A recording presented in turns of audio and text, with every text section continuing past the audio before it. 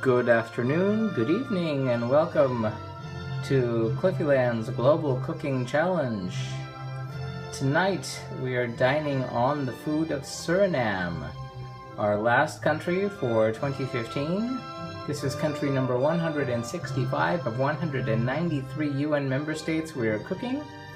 And tonight we are cooking a food from Suriname. We are starting early tonight because we have a lot to do. In case you're wondering, number one, that is the Surinamese national anthem. And Suriname is located in South America. Technically, it's a Caribbean state, even though it's on the continent of South America. It was a Dutch colony for many years. It became independent in 1975. It's located between French Guinea, Guyana, and Brazil, right there.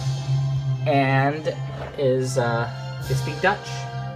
And today we're cooking a Surinamese chicken curry with roti, and I don't know how to pronounce it, Goedangan, which is a vegetable salad. Hello, Anne-Marie. Thank you. Yay. So, let's flip around. Whoop, there we are. And this time I'm prepared with my lens. Hopefully it won't fall. Okay. So, like I said, we have a lot to get done. We've got 3 dishes, but if you count the dressing for the salad, that kind of makes it 4. So, a lot of stuff to get done. And I thought I was going to start with the salad, but, sitting here, I think I've decided it's probably a better bet to get started on the dough for a roti, because that needs to rest for a while, and I don't want to run out of time. I've been really late yet again. So, hello. Okay, just trying to get it so you don't wobble too much and you don't get blinded by the light, which is a continual problem here with this. No, you're gonna fall over. Okay. Better like this, or better like this? Better like this, better like this. Okay. Little cockeyed. Make sure you get some juice.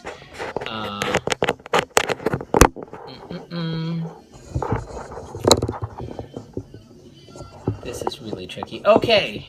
Hopefully that is good enough.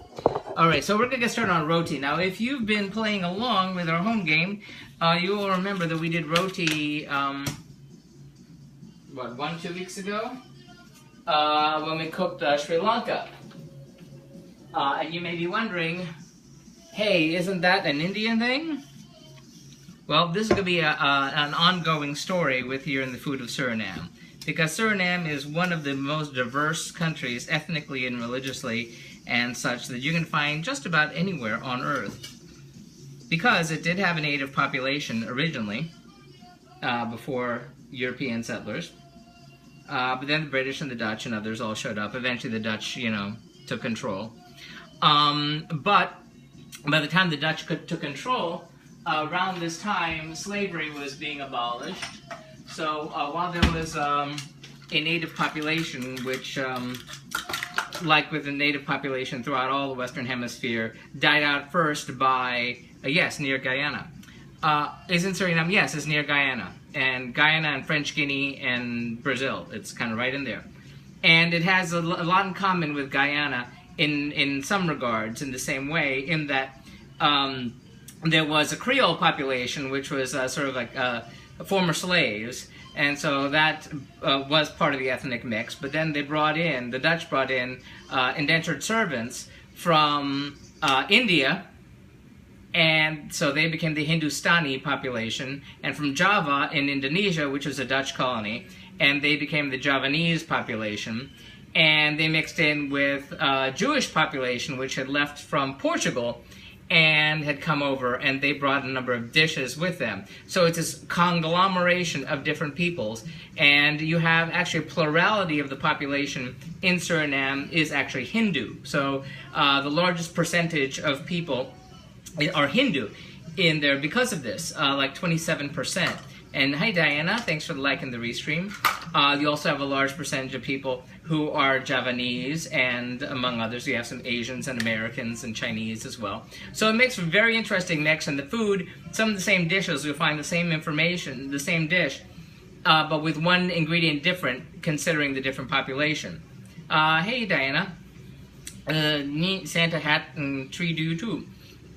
You can see more of those varieties in the other 2 nights. We'll be cooking on Sunday and Tuesday, but today we're doing night 1 and we're doing this, and we're starting with the roti. And the roti, like I said, the roti, we did one for Sri Lanka, and that sort of explains why we're doing, you know, an Indian flatbread for, you know, a South American country.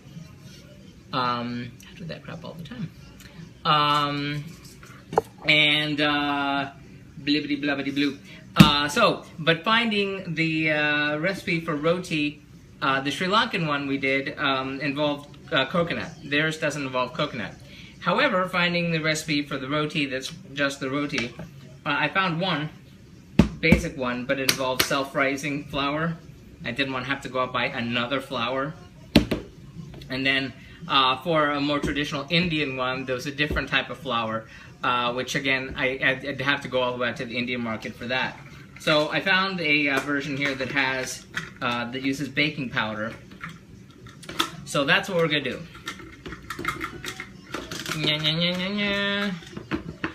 So, and also there's gonna be leftovers of the roti, which we'll have on Sunday and or Tuesday. 2 cups.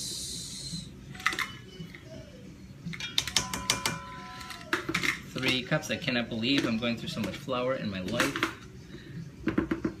3 cups.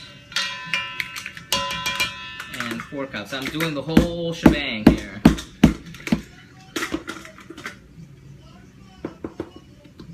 I hope I don't regret this.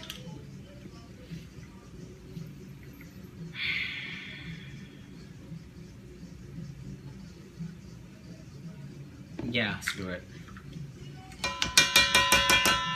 Okay, so, oh, you're from Guyana. Hey, hello, welcome. Yes, Guyana. Guyana is lovely. We cooked Guyana a couple years ago under the letter G. I made a roti, a version of roti, the stuffed roti.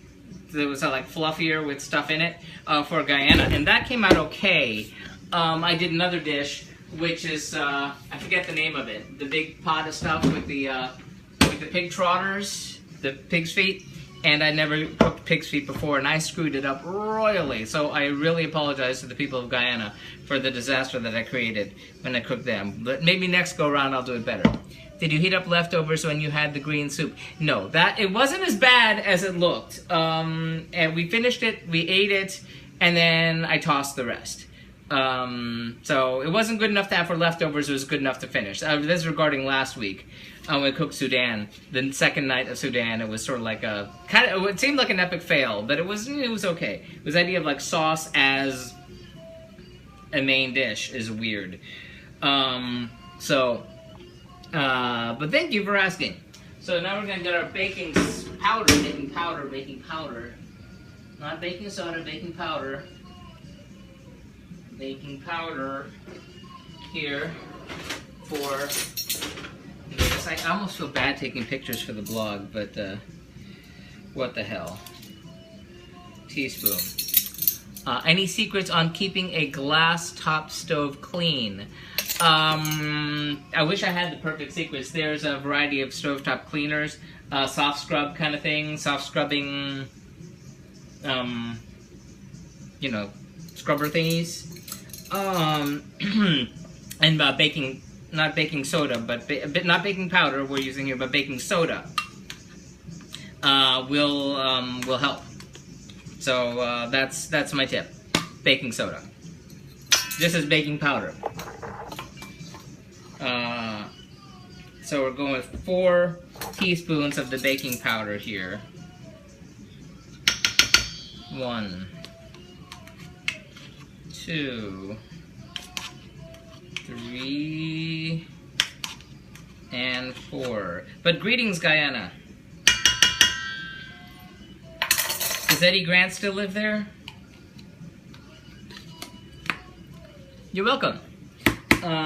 Okay, and 1 teaspoon of salt.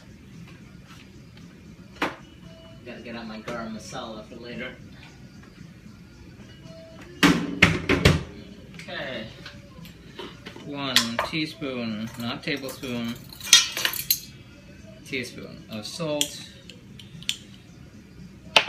And technically I probably should be doing this like in a well and such, but yeah, I'm not. Okay, so we've added our dry ingredients. We're going to whisk these together. Betsy, my good woman, how are you doing? Yeah, baking soda. If you have a non-stick cookware that gets stained, and mine has, and yeah, get baking soda and water and scrub it, and the stuff will come out. It just takes a while. And a little bit of elbow grease. You make a little paste. Use a little bit of baking soda, a little bit of water, and make a little paste, and scrub, scrub, scrub. 1.5 to 1 3/4 cups of water. So we're going around here.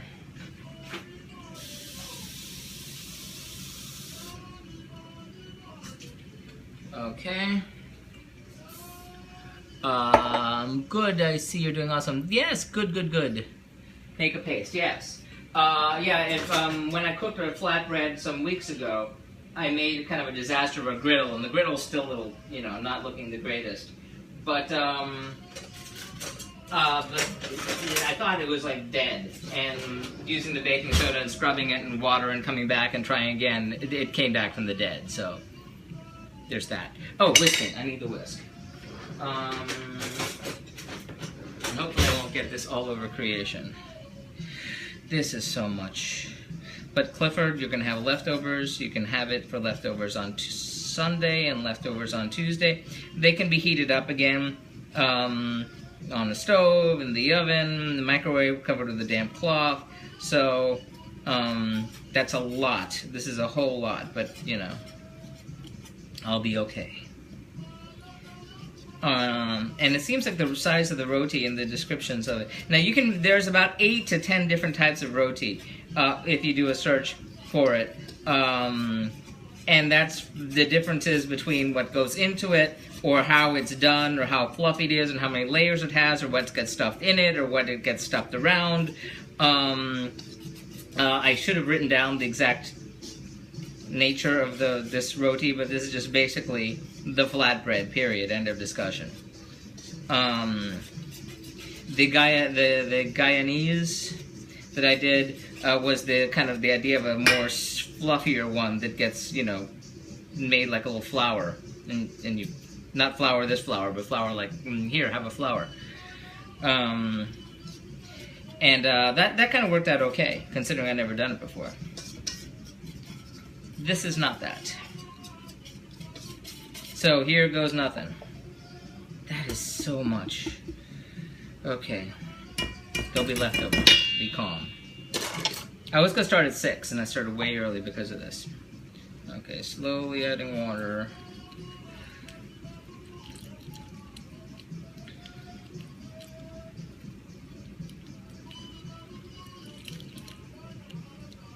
And we're listening to music of Suriname, in case you're wondering.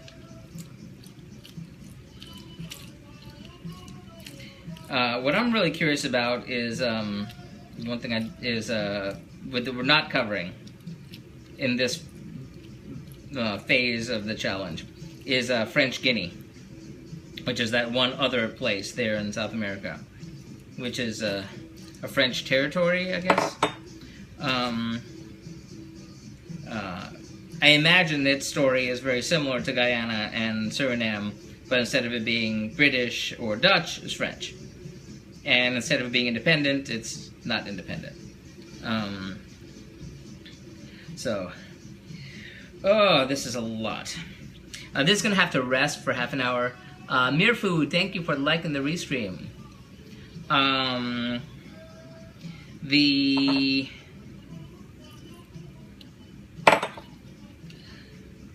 This has to rest for half an hour, and then it gets cut into 4 pieces, and then a rest for another half hour. So this is why I'm starting with this one first. I thought I'd start with the vegetable salad first because that involves some doing. But we'll get into the details of that later. Thank you for the follow, Mere Food. Hello, Arsenal lover. How you doing? Oh, by the way, the movie I was saying to recommend to you, considering what you said you liked, was a 60s movie by Sam Peckinpah called The Wild Bunch. I think considering what you said you enjoyed, I think you'd get a kick out of it.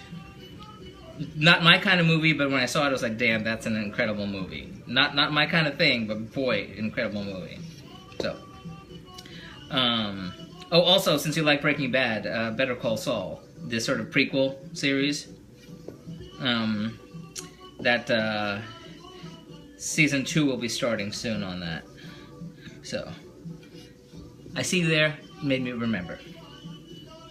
Okay, meanwhile, we're trying to get this into being a dough, and then we have to knead it, and then we're going to put it in a greased bowl, which means I have to grease the bowl. You know, I don't know if I should be using the spoon for this, but it does a job on your wrists. Okay. Here we go. You're welcome. Okay, now we're gonna knead. Well, hold on. Now, when I mean, I've seen the other types of roti made, and they sound really interesting. The idea you flatten it out, and you flatten it out, and you put butter, and you flatten it out, and you put butter, and you flatten it out to make all these different layers. This is not that. But that sounds really cool. Sometime, maybe in, you know, once we get past around Zimbabwe, and work on phase 2 of the challenge, maybe that'll come up. Incidentally, I was doing the math again today. Suriname actually was supposed to be our first country of 2016. Bought myself a Netflix subscription this week. God, good for you. Yeah, I'd be hooked. But Suriname was going to be the first country of 2016. But strangely enough, because of the way the days of the week fell this year, unlike the previous 3 years, I got 51 weeks out of the year instead of 50. Usually I take 2 weeks off at Christmas, but this time we're only taking a week off for New Year's. So next week we'll have off. So we'll have Tuesday, we'll have today, Sunday, and Tuesday. And then we're going to take a week off for the holidays, and then we'll be back with Swaziland, week 166 in January. So taking a much needed break. So that should be fun. I hope everyone's holidays are enjoyable. Okay. I can never knead it enough. Honestly, when I started, I never thought I'd even touch flour at all. And I'm gonna need to get through another package of it. Metal mixing bowls are great. That's a nice bowl you have. Yes, it was sort of a Santa gift.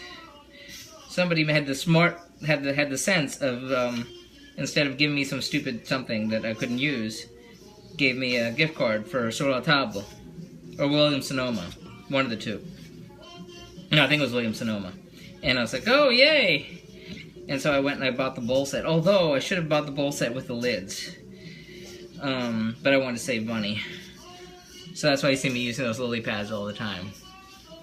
Breaks are always good, yes. I need a desperate vacation. You need a desperate vacation? No, yes, I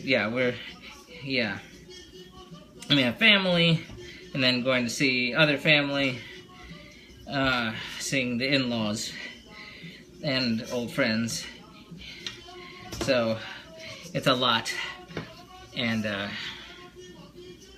I don't know, I get stressed out over the holidays.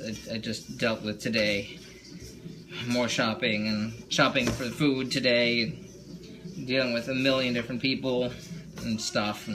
Not fun. I'm allergic to shopping, so it's something I put up with. This feels like it needs more water.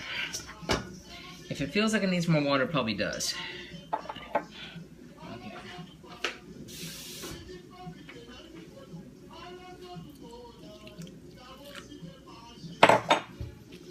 Okay.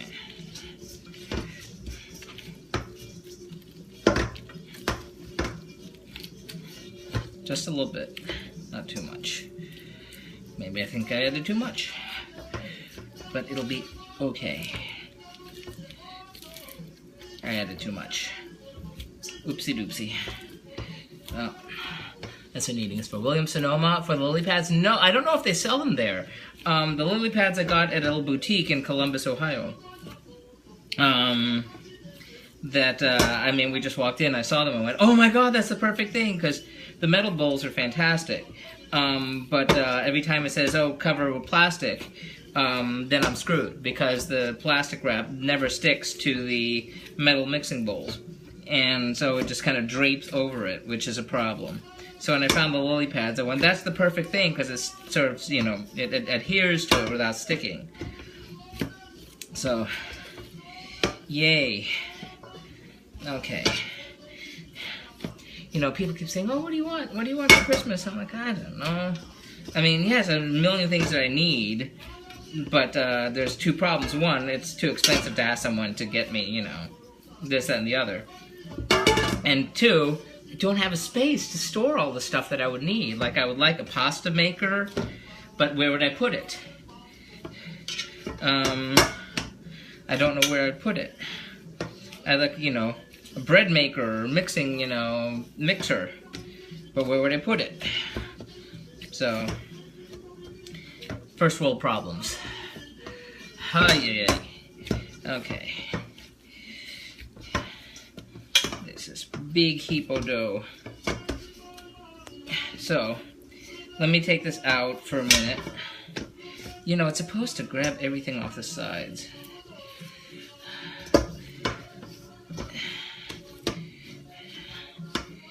Come on, get all the little bits. You can do it, you can do it, you can do it. Okay, that's good enough. So, too much shopping and running around this time of year may make me miss the experience of the day. Yeah, I can't. I just, oh, I'm glad the husband likes to shop, because I can't deal with it.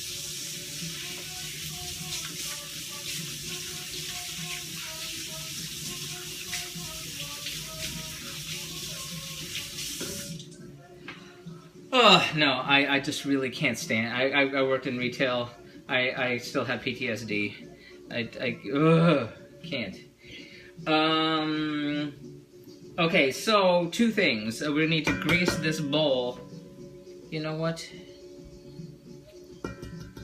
I'm gonna go with the smaller bowl, because I need every big bowl I can find for the following. So let me grease up this.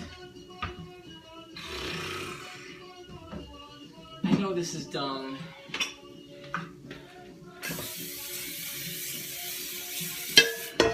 But I'm doing that. Vicky Icky, hello, thank you for liking the restream. So, that's what I call greasing a bowl.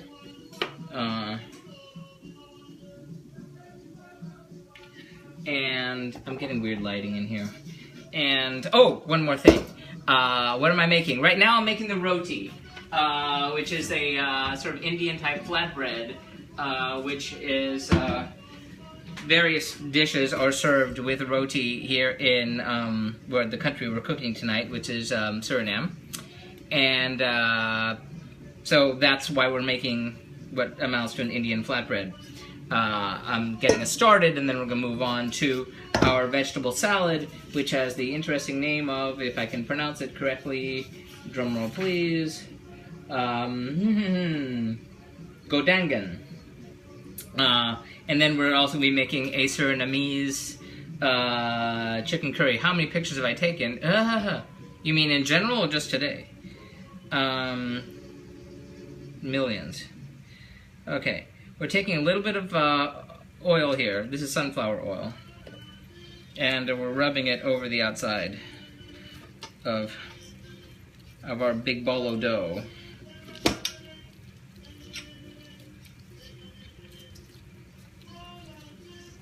Now, I mean, having done so many dishes, everyone has like slightly different things to do. You know, like wrap it in plastic, or cover with a damp cloth, or put it someplace warm or not. And you know, I don't think there's a one true way of doing things. Anne-Marie, the best pasta maker roller for me was the little manual one. The one on my mixer is too much bother, really. Good to know. Thank you for the like, Hector. So we've gotten this, you know, dough egg. Looks like a big ostrich egg. And I'm going to put this here in the bowl that we greased. And then we're going to go clean this, but, and wash my hands.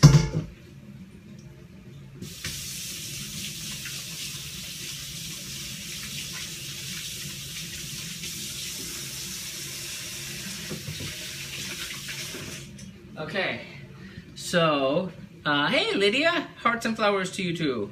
In general, throughout your global challenge, in general, it's funny thing is, the very first dish, I didn't think of blogging anything, so I had no pictures of it, which is kind of ironic. More than I can count, in terms, if that answers your question. So, Anne-Marie, thank you for the restream. So we've got that in there, and we're going to cover this with a damp cloth. So get me...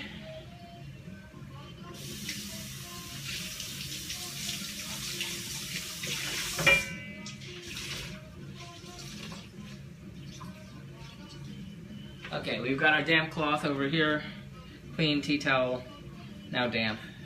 I'm going to cover it. And then we're going to let it sit for at least 30 minutes. It is 5:01. So, you sit over there, and you be pretty. Meanwhile, I need to clean out that bowl, because I need every big bowl. I don't have enough big bowls for this entire operation. So, here, watch me wash a bowl. How very exciting for you. Okay. Because the vegetable salad is interesting and involves basically two vegetables.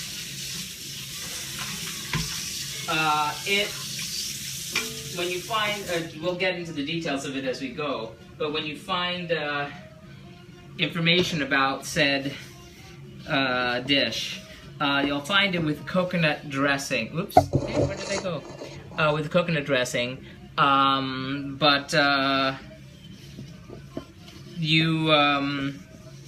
You can also find it with the peanut dressing. We're going to be doing it with the peanut dressing.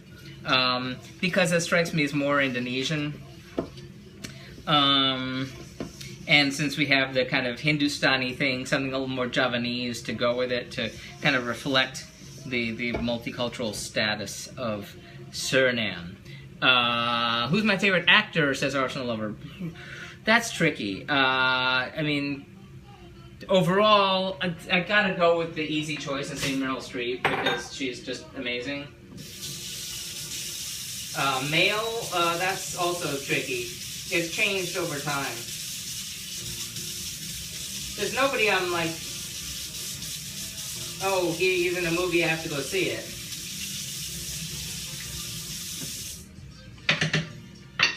I mean, you know, your classics, your, you know, of days gone by, your Cary Grants or Jimmy Stewart's, you know, Gary Cooper, you know, all them, but then Robert De Niro, but, you know, everyone of Marlon Brando, they all wind up making crappy movies at some point, though, because that's the way the world works. Hey, Danny, thanks for the restream. Hello, hello, hello. Okay, so, now I have to figure out my bowl situation here. So, you know what? First, I'm going to start out with making my dressing. Let me center myself with that. And I don't need a particularly big bowl for this. If you were with us, there's no way you could have been. I wasn't on Meerkat when I was cooking in the Netherlands. But when I was cooking in the Netherlands, before Meerkat, which you can find everything at cliffyland.com, you can find links to the Clint Eastwood. You know, I have mixed feelings about Clint Eastwood. but that's a different situation. Look at that. There's like no peanut butter left there. The husband's been using it for all his breakfast. I don't know why you still have that sitting in there. I'll let him use that for his bagel, and I'll use the rest of this.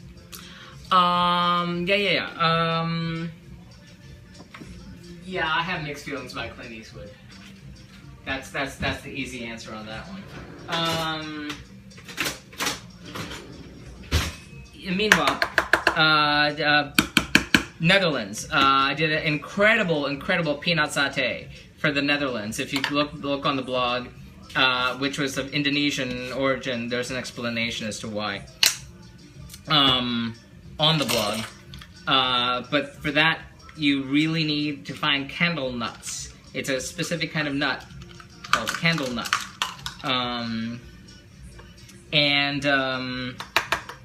But that was out of this world. Jack Lemmon. I love Jack Lemmon.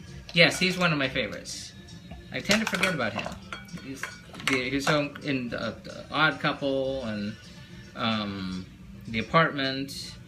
I never saw, was it Save the Tiger, that he won the Oscar for. I haven't seen that.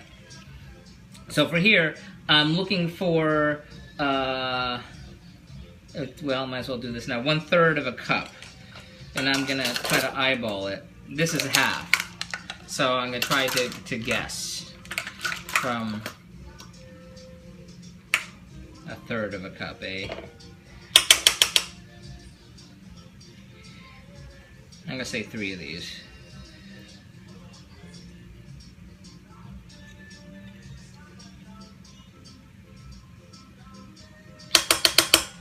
More or less. This is going to be very interesting dressing, by the way, because not just peanut butter, which is, you know, great all by itself, but you'll see shortly that we're also going to be using another spoon is what we're going to be using.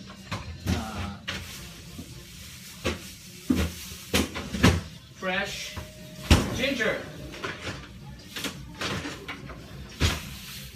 So, it turns out every time I need ginger, I buy more, and I keep forgetting I already have some. So I have all this ginger that's been sitting around here. And we're looking for 1 tablespoon of it. That should do. Let's see if I'm right. Check. What else have I seen?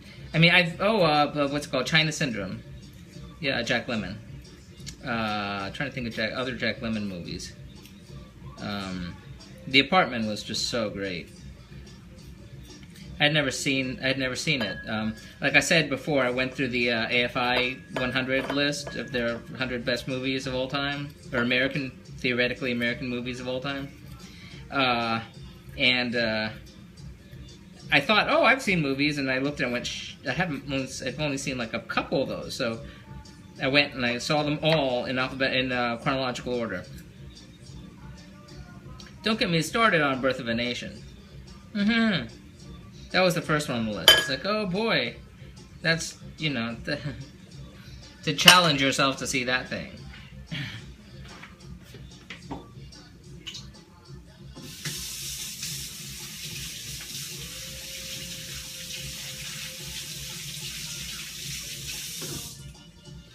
Okay. I watched all of his movies years ago, all in 2 days. It was a Jack Lemmon marathon, back when you rented videos. Yes. That is not as thick, the stuff we have here. That look much nicer. Oh, you're talking about the peanut butter. This peanut butter is, the key here on the peanut butter is raw, well, and raw isn't really the word, unsweetened, plain peanut butter, not your processed, sweetened stuff that you find in a jar. Because that has all sorts of other stuff to make it thicker in it. So, and you can actually make your own peanut butter if you can get raw peanuts. I think you have to roast them first, I'm not sure, but basically in a blender with a little bit of water. My favorite, the Out of Towners, Jack Lemmon, Out of Towners. I love that movie so much.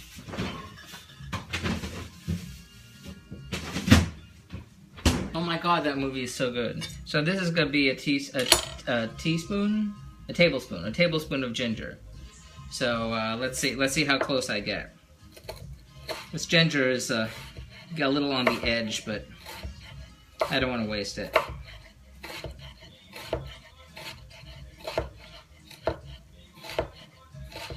God, I forgot about the. I haven't seen the. I saw the Out of Towners. Oh God, I've seen that movie like 8 times, I think. Because yeah, back in the days of before renting videos. I mean, before renting videos. Okay, you had to buy videos. There was no rental market, and the idea was that you would get the you'd buy a video for, you know, whatever, $100 some odd, and then you could bring it back, and for a fee they'd let you exchange it for a different movie. So, you know, you could have the movie as long as you wanted. And that model existed until like 85 when the rental market appeared. 1985 was the exact year the rental video market appeared. I can even pinpoint, like, it was spring of 85. So, but no, Out of Towners is one that we had purchased, so I saw it over and over and over and over and over and over and over and over and over and over again. I wasn't worried about that, George. That movie was so funny. I couldn't bear seeing the remake. I said, why would you remake something that's so perfect? Just see the real one.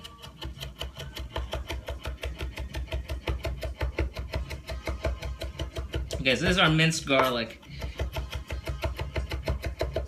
And I'm trying to get a tablespoon, and I can tell it's not the freshest, you know. Like I said, I don't want to go to waste. Landing point, thank you for the restream. So, yep, I think I was right. I'm learning to eyeball things. Imagine that. Wow, something I never thought would happen. Okay, so we got our peanut butter and our ginger. Those are gonna go into that. Now I gotta wash everything off. Be right back with that. One moment, please. We shall return.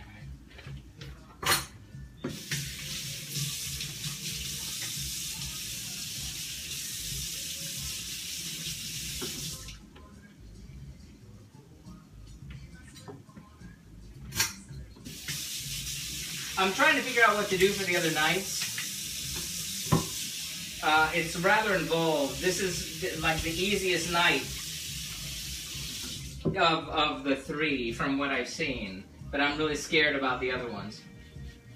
So having the roti already, just to heat up, to reheat will be handy, considering what I'm thinking of doing for then. But meanwhile, we've got our peanut butter and our ginger, and we're going to add in 3 tablespoons of water, which means I need to get, the only way I can ever get that kind of measurement, go like this. I need 3 hands for all this. The water is obviously going to thin the peanut butter. Focus. 1 tablespoon. 2 tablespoons and 3 tablespoons of water. Go in, you can go away. And then we're adding 2 tablespoons of soy sauce. One thing, ingredient-wise, you'll find for Suriname is that they'll also use, although oddly enough, you know what, I almost feel like getting it, is this one Indonesian ingredient, which I bought from Indonesia. I used one or two other times. Actually, when I cooked the, this is exactly what I'm going to use. Indonesia, when I did the Netherlands, the peanut satay, which was Indonesian inspired, this particular ingredient, it's a sweet soy sauce. It's I hope I get the pronunciation right. Kecap manis. It's right there. And it's very syrupy. You see how thick that is? It's like very thick. And it's sweet, and it's particularly Indonesian, and damn it, that's what we're gonna use. This just said soy sauce, but I'm using the kecap manis. So find it at your local Indian, well, Indian, it could be Indian, but your Asian market. wherever you might find one. Yabba dabba doo.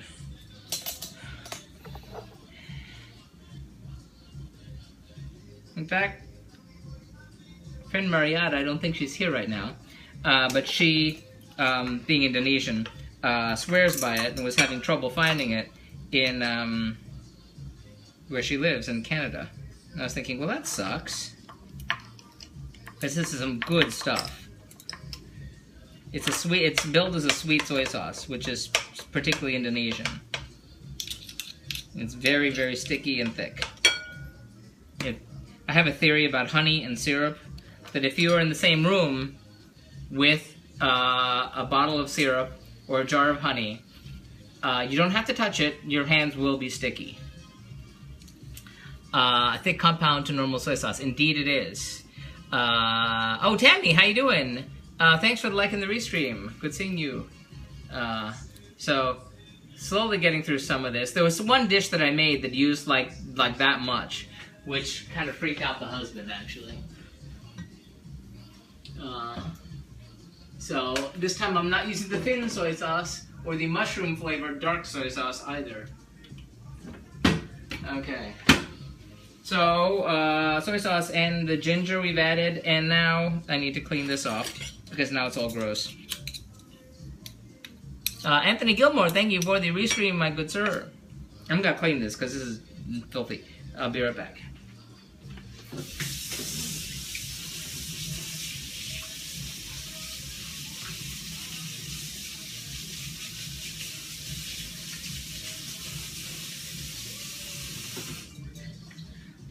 Where was I? I need the brown sugar.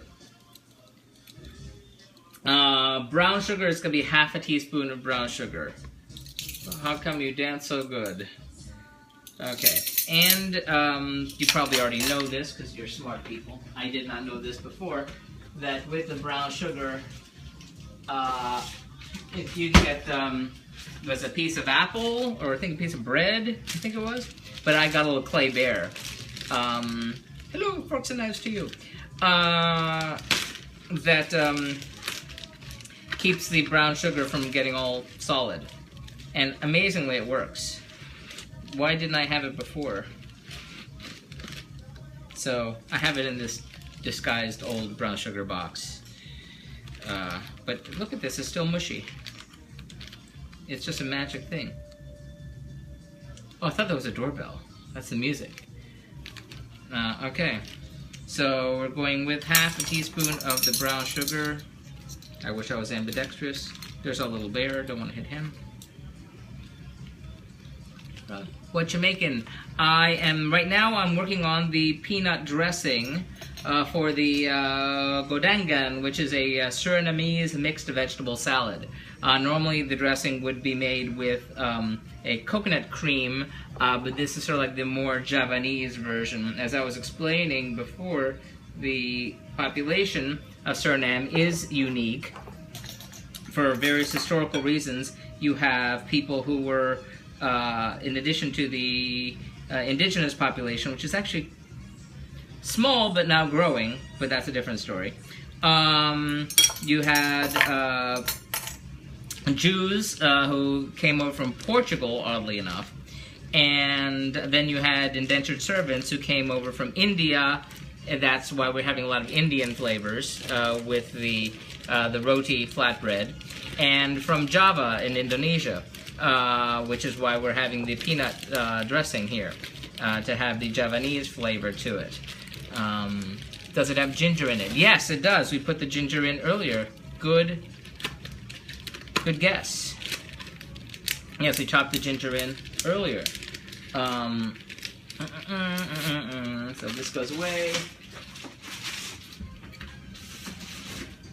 And we're mixing this together. And vinegar. No, not vinegar. That's the one thing that's not in this. Though we're about to add in the red pepper flakes.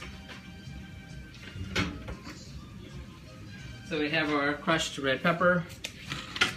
So we're adding a 1/4 teaspoon of that. So that's half. Quarter. Or to taste. We like things spicy, but you know, I'll stick with a quarter.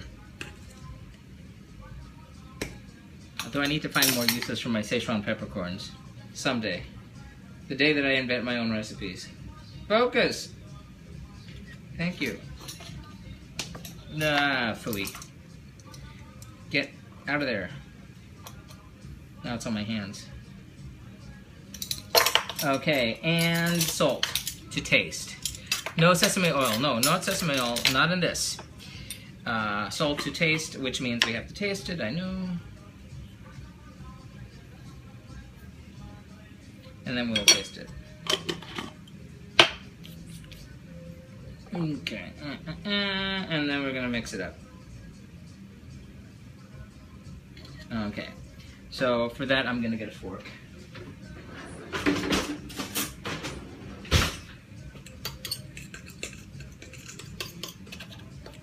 So this is gonna go over the vegetables, which are gonna start in on Toot Sweet. Zulzman, thank you for the like and the restream. Yeah, no sesame oil though. This again is peanut butter with water and ginger and kecap manis, which is a sweet Indonesian soy sauce, and brown sugar, red pepper flakes, and salt, and then we're going to taste it. So we'll see how that goes. This is a lot darker than I imagined it would be.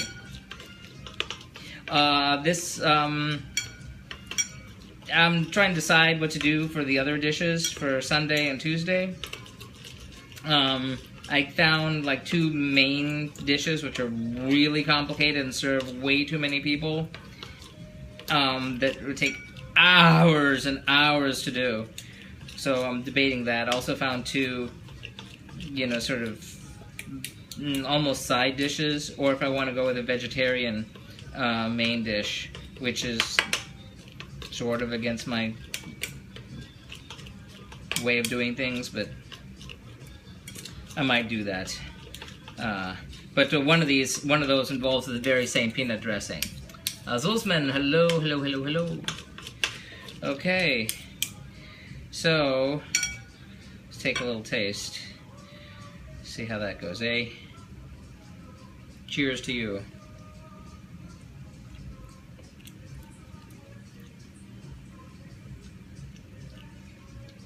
Wow, peanut buttery and sweet and salty. Trying to wait for the aftertaste, for the pepper. Me like, good stuff. Oh, it's jerkin. I see Zulzman and I don't get your name out of that. Hello, good seeing you. Yes, we're getting very Dutch here. As so you're probably used to having in the Netherlands. There are many Surinamese restaurants all over creation. I think I saw there was like 123 in Amsterdam alone, which is a lot. It's a whole lot. So that means something in other countries. But that's a different story. So back with my lily pads. How about you? Do the right size. Go just the right size. Okay. Okay. So I'm gonna cover you and put you in the fridge until we need you. So now that we have that out of the way, let's put this away. We're gonna get going on the vegetable salad, and let me tell you, I'm afeared. I'm scared because it's gonna be a mess. I'm telling you right now. And you'll see why. Meanwhile, I have 5 more minutes to go on the resting on our dough for the roti. I mean, it can rest longer. Okay. Before we do the chopping, eggs. My next least favorite thing. I don't know, something about chickens. Chickens and eggs. Chickens and eggs, eggs and chicken. They kind of freak me out.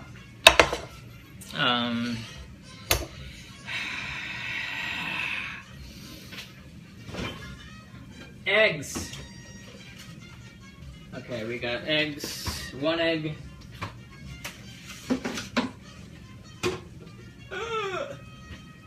Two eggs.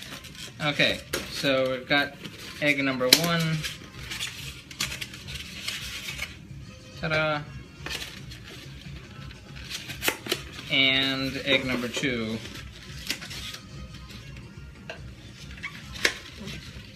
Okay, in the pot.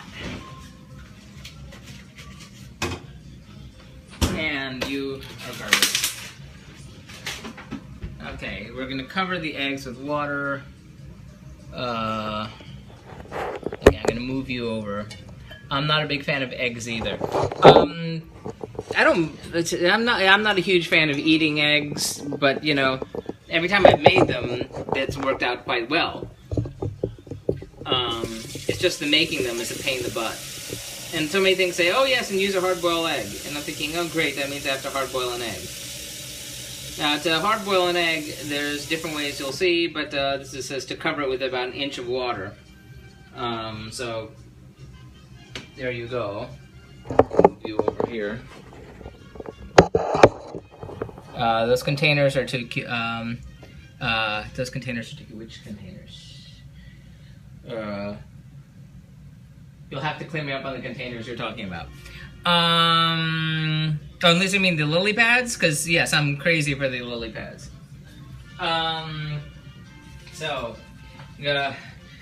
This is the part that takes like all day and all night. Bringing the water to heat under a medium heat. Slowly bring the water to boil, medium heat. When it comes to a boil, we're going to cover it and remove it from the heat. So you're going to have to give me a high sign when you see it, if you seeing it bubbling. Oh, the egg cartons. Oh, yeah. You can do arts and crafts with the egg cartons. So we're going to let that sit. And if you recall last time I waited for an egg to boil, it took like 1,000 million years. So the idea of like slowly bring it to a boil. Show me the lily pads. Okay. Here we go. So this is like a bowl. This is the biggest bowl. Let's get a slightly smaller bowl. So the lily pads, I should get an endorsement deal. They're from Charles Vianson, inspired by nature, and they are super cool, and I love them because they come in different sizes. Though I tend to only use like 2 sizes, the biggest one and the next biggest one. And I wish they had a bigger one still, because my biggest bowl doesn't work. But it's like this. They're flexible and silicone, so you can just, wipe them off and they're clean. And then you just drop them on like that, and then they just come up. You can just lift them by the lid. See? Twisty turny, and then it comes right off. So it's magic. C'est magique. I love it. Makes a great gift for the holidays. So Charles Vianson, lily pads, inspired by nature, unique designs. So yes, I love me the lily pads. They are really cool. I don't think I'll need it again this evening though, or maybe I will. Anywho, while the eggs are boiling, here comes the part that I hate. Ooh, I want those lily pads. Aren't they the coolest thing? I saw them 2 years ago, Christmas time, in Columbus, in the boutique. And I went, that is the coolest thing! And I didn't have anyone to show it off either. Someone had just shown it off to me. I would have, like, done cartwheels. Okay. Here's the part we can't avoid. The thing that makes a mess. Cabbage. Tammy, you're welcome. So, it says small head of cabbage. I don't think that exists. I don't think a small head of cabbage exists. They all seem to be the same size, which is big. With more than I need. So I'm sure there's going to be lots of leftovers.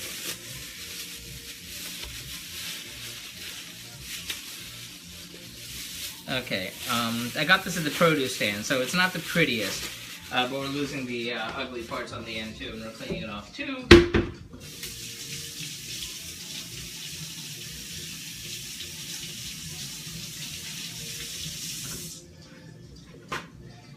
I bet Okay. Cabbage. So the vegetable salad is going to be, the vegetables in the vegetable salad are two things. Cabbage and green beans. I guess you can use snake beans if you have access to them. I did use snake beans once. However, I did not feel like taking I get so tired of driving long distances for like basic ingredients. So snake beans, they'll come in, you know, like almost like a garden hose kind of type thing, like that big, which is probably more than I needed too. So I decided to stick with green beans. Come to Illinois, cabbage softball size in the. Come to cabbage softball size in the stores. You can do a lot with cabbage, pun intended. Ha ha ha. Ah! The green, the long green, yeah. Okay. I am peeling off the outsides here. You know what? When I cooked, the first time I dealt with cabbage was the country that I got yelled at. Everyone's saying, "You're destroying our nation's food." And I was like, I didn't know. It was partially because I didn't know what to do with cabbage, and the people looking at the pictures, like, without reading anything, they said, "Oh, this stupid idiot is using lettuce." And I'm like, I wasn't using lettuce, I was using cabbage. I really was. Okay, that's as good as that's gonna get. Okay. Oh, things that make a mess drive me bonkers, and this is, like, right up there. I will try to make sauerkraut this winter, which I love. You know what? I like sauerkraut also. However, when I started this whole process, everyone's like, "Oh, the food's really weird in different countries," you know, and they say to the husband, "How are you going to handle it?" Da-da-da-da, you know? And especially his family is like really, really picky about stuff. They, you know, won't eat this, they won't eat that, they won't eat anything, and it's... So when they hear about my stuff, they're always like, "Yeah," they're like this. But he said he got one veto, and his one veto is sauerkraut. So I can't make anything with sauerkraut. So that kind of affected Germany and Slovenia and Slovakia because sauerkraut is like a sauerkraut-based diet, apparently. Although I could do other stuff with cabbage. I know, it didn't make sense. I tell him it doesn't make sense, and he's like, "I don't care, I just don't like sauerkraut." I'm like, okay, you got one veto, you used it.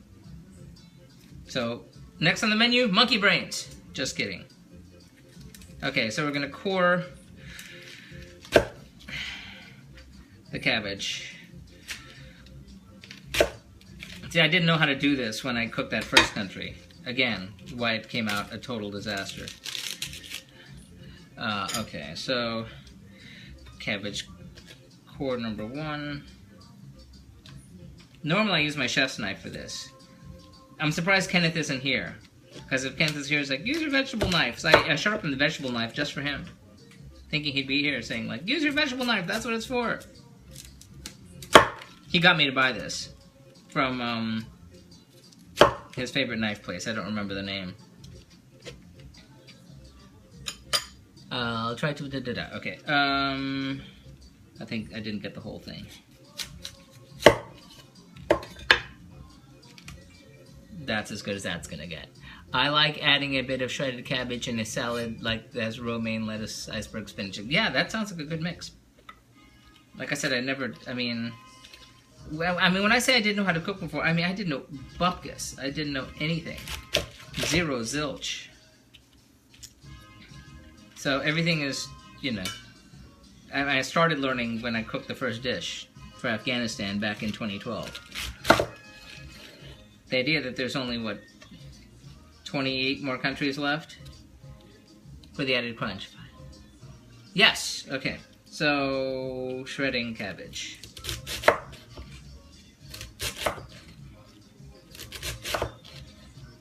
Now, funny thing is when I saw pictures of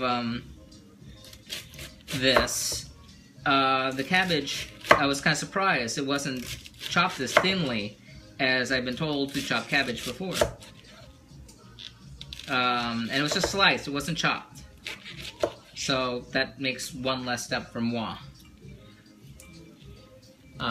Which tool is that, please? This is a Chinese vegetable knife. It's not a cleaver, even though it looks like one. It's thinner than a cleaver. And it's lighter also. And Mr. Kenneth on here, well, you're cooking awesome now. Thank you very much. he mentioned this. He said, get this, it's really good. I forgot the name of the knife shop online. He sent me the link. And I went and I bought the knife. I also bought a cleaver because I know I needed one. No, see, it's not a cleaver. It's just a vegetable knife. A meat cleaver, I got one too. That's heavier. This is lighter. And it's good for, you know, all sorts of stuff. You can smash things with it and use this end, you know, and if you look online, again, the Tasting Table is my favorite website now. They have all sorts of incredible information, and they have, like, oh, chefs show, like, 100 ways to use a vegetable knife or cleaver. But the vegetable knife is nice. It's lighter. It's not a meat cleaver. It just looks like one. It's used in a lot of Asian cooking, stir-fry and stuff, but you can use it for all sorts of stuff. Although there was something on that video, someone was like actually using this honking thing to peel a clove of garlic, which I thought was insane. But hey, you know, if you can, more power to you.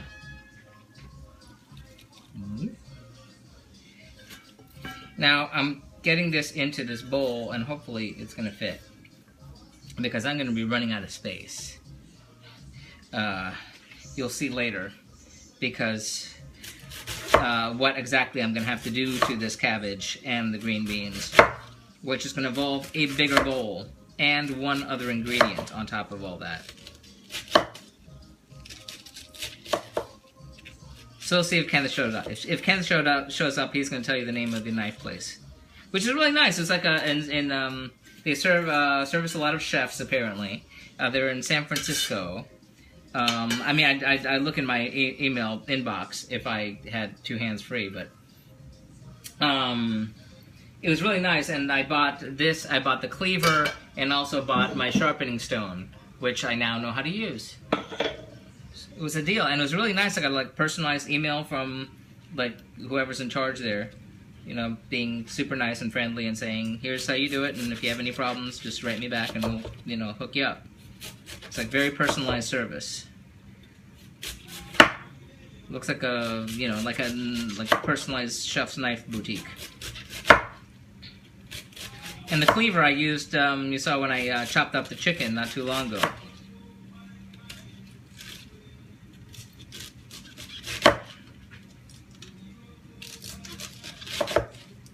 But when I see the, I send the pictures of this dish, the finished product, the slices of cabbage seem like quite large. God dang it, that is like a lot of cabbage. This is why I don't like cabbage.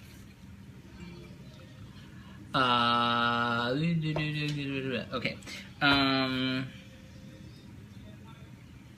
Big heap of cabbage. Okay. Cabbage.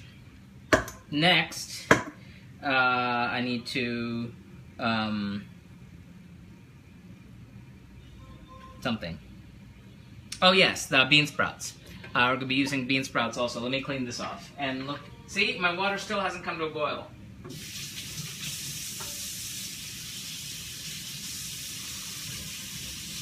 Good thing I still have like an hour and 45 minutes before dinner.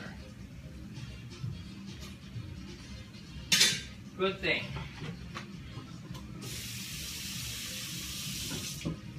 Okay. Now, we're getting 2 cups of bean sprouts. Got a dash. Thank you, Tammy. Thank you for coming by. Again, look for everything at cliffyland.com on Wednesday. Links, pictures, the original links to the original recipes, pictures, links to the recipes, pictures of everything, links to the videos, the information about the country, etc., etc., etc. So bean sprouts. Last time I got bean sprouts, I got them from the Asian market, and they lasted about 10 minutes. These are hydroponically grown from the market, so I didn't have to go a great length for these. I need about 2 cups of them, which something tells me isn't all that. So you know what? I'm going to get a bag.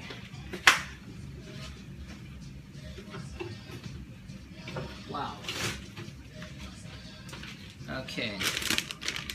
Pre-washed and ready to go. Yay! We like that.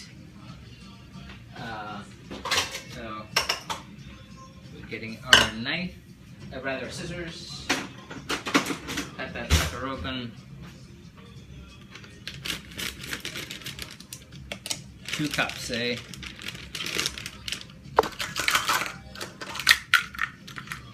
What the hell, I have this here. Might as well use it.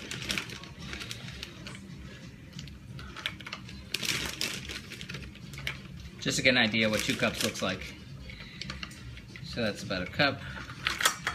And there you go.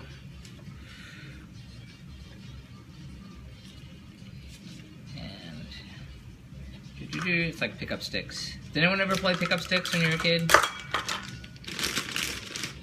Would anyone remember pick up sticks now? Okay. I declare that 2 cups. 2 cups of bean sprouts, and I have some left over, so that's gonna go in the bag, see how long they last.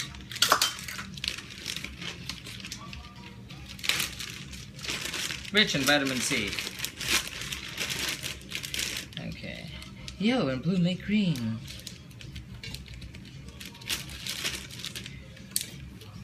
Okay, into the fridge.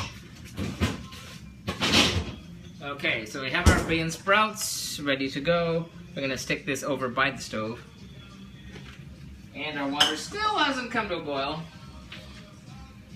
Meanwhile, we're going to get our green beans ready. We bought these at the produce stand because at least at the produce stand I don't have to buy a big giant vat of them. If I can find them.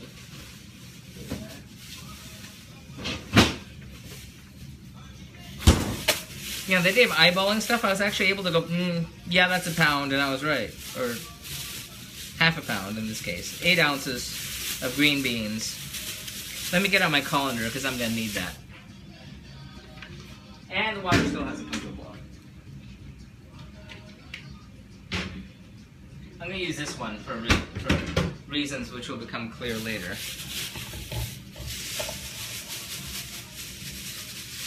Okay, green beans. And like I said, you would use snake beans if you want it to be really authentically Asian.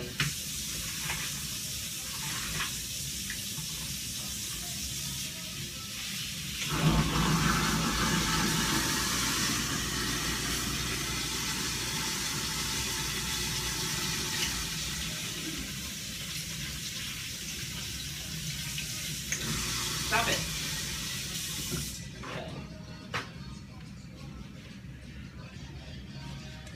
Okay. All right, let me clean that out.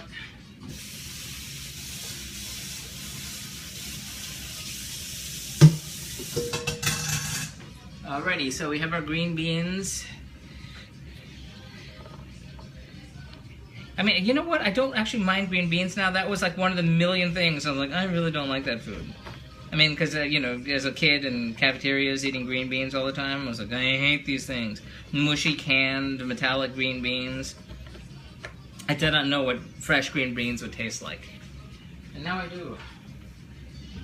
So, I trim the ends off. I need to clean this out. Hold on.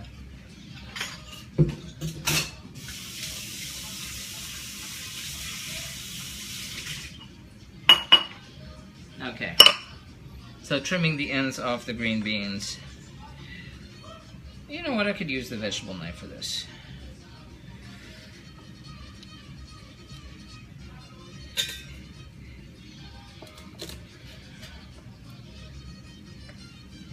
Okay, other side.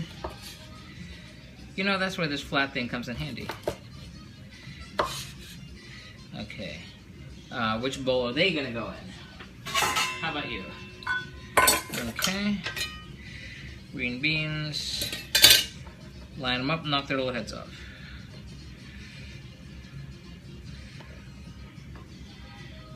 Yippee-yi-yo. Has anyone ever been to Suriname? We have someone here earlier from Guyana, which is next door. I have never been to Suriname. Been to Aruba and Curacao,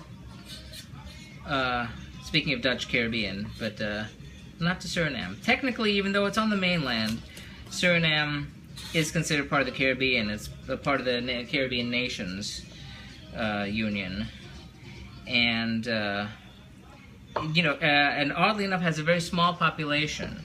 Has a slightly over 500,000 people in the entire country. The country is about the size of the state of Georgia, if you're comparing to U.S. states. And, as I was mentioning before, the population is, like about a third, less than a third Hindustani, about a quarter Javanese. Then you have Chinese and American and European and Creole mixed in. However, the population is almost entirely on the coast, near around the capital of Paramaribo. And, but they have all this huge border with Brazil. And it's not what you call a very, protected border or anything. So what's happening, interestingly enough, is that a lot of the native population from Brazil is crossing over into Suriname, which is slowly bringing Suriname back to its original ethnic mix before the European powers arrived, because there isn't, a whole lot of people to start off with. So that, I think, is a very interesting situation that you don't hear about. In Suriname, the E is silent. No, didn't miss anything. Okay. And, this vegetable knife is perfect for this. It's absolutely perfect for this. Although if I was using snake beans, it'd probably be trickier. I can't remember when I used the snake beans, but they were pretty cool. Okay. It did not say to, chop these any smaller, so this is how they're going to be. And now I can lose all of this. And again, this is why the vegetable knife is Nido-Keen. See how quick that was? Alrighty. So, green beans ready. And how we doing? Okay, now's the interesting part. Because we're going to get this big old bowl right here. And I'm going to fill you with water and ice.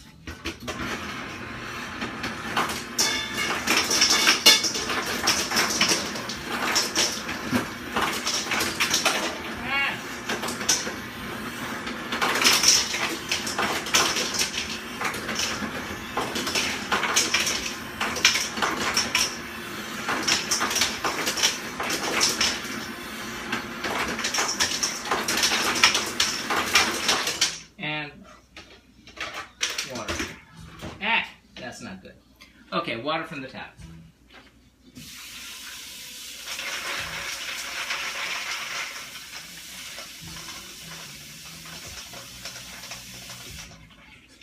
Okay, ice water here, handy.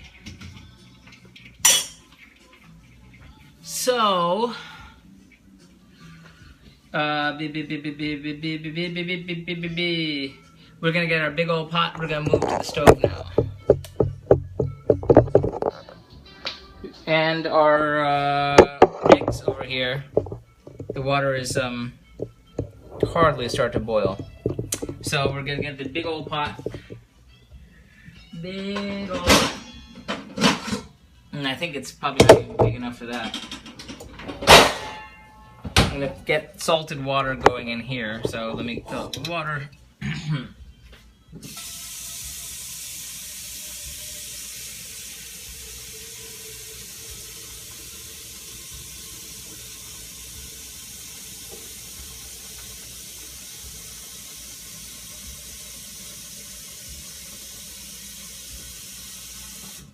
Okay. Water. Boil. How fast can it boil? It needs to be salted.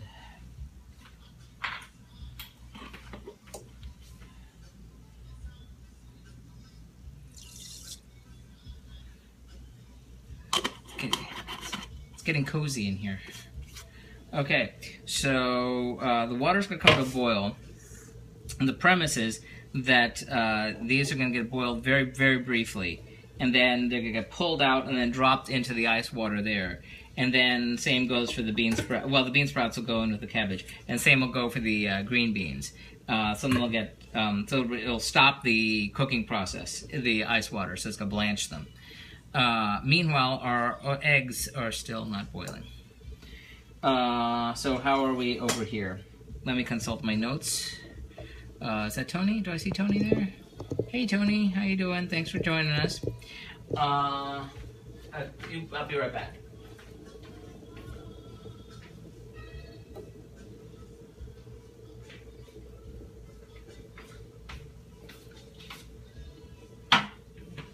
Okay. You know what? While that comes to a boil, which may take a while, I might as well move on back to the roti, which has now rested long enough. But just let me make sure I got all that right. Ding dong, ding dong, ding dong, ding dong, ding dong, ding dong, ding. 6 o'clock. Okay, we're doing good. So while that comes to boil, let's move back. Because those eggs still are just starting to boil. You'll have to yell at me if you see it, water rising or something. Our roti. Okay, back to our roti. So it's been sitting here for more than half an hour now, so there it is, all moist.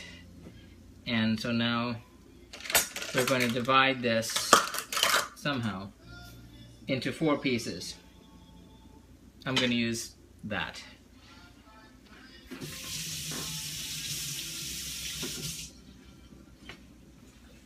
Okay.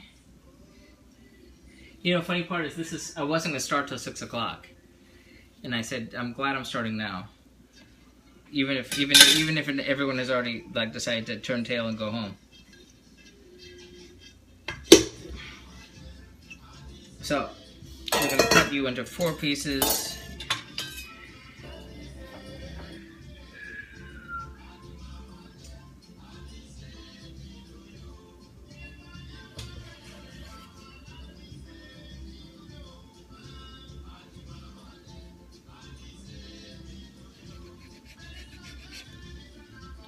Yay!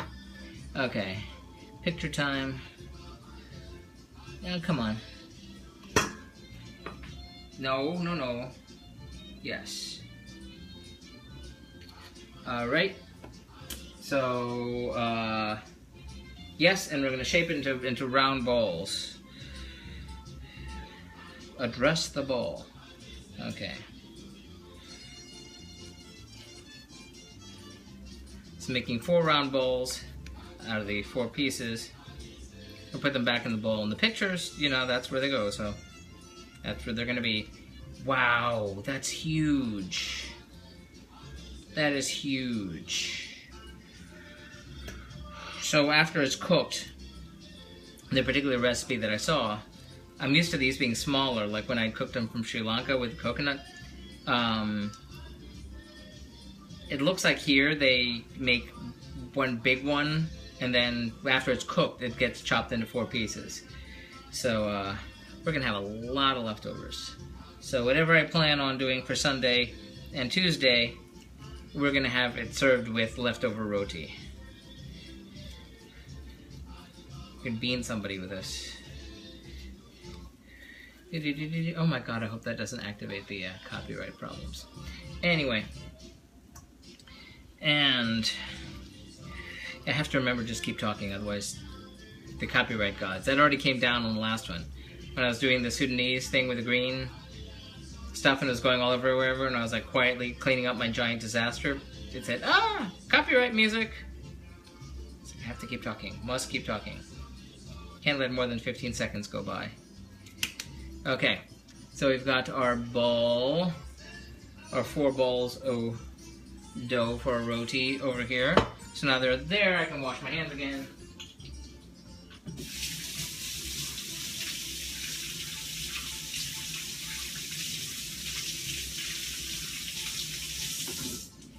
Okay, take a picture and then cover it with our damp cloth once more and let it sit for at least another half hour, which is going to be fine because that only puts us at 6:30 at the earliest. So, focus. Alrighty. Damp cloth back on. And you get to sit right back there again. Okay. So let's see how our boiling water is doing now, shall we? We'll move back over.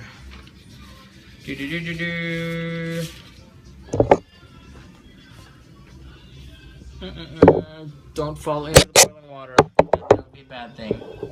Okay, so we've got boiling water starting to boil on the for the eggs, and we're gonna have our lid ready to go on that. Our water is starting to boil over here for the cabbage, which is getting close, but I don't want to jump the gun there. Now you tell me. Does that look? You can't tell. I really don't want you to burn up either, but it's getting a little bubbly. Not quite boiling. So on the eggs, I need to remind myself,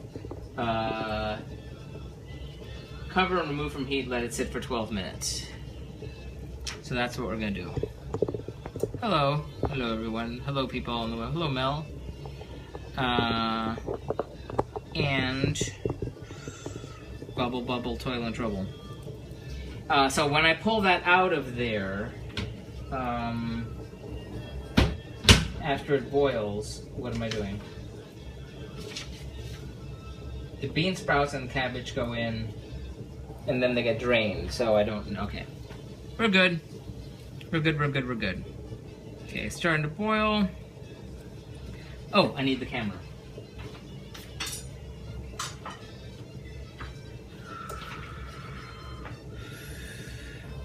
I need it to be boiling. I need it to be boiling. I don't want to jump the gun. Smoke signals. SOS. Everyone's in line for Star Wars right now. Everyone seeing Star Wars? Running out, so have you seen it already? Have you been spoiled? Okay, cabbage. It's gonna go in. I am scared. I am scared, I'm scared, I'm scared, I'm scared. How about like this? Cabbage.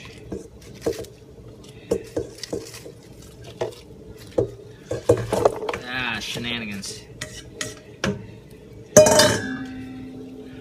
Ah! Can only be in there for 2 minutes. Time's running quickly. I'll clean that up later. And the bean sprouts. Nah. Hey Siri. Hey Siri. Set timer for 2 minutes. Okay.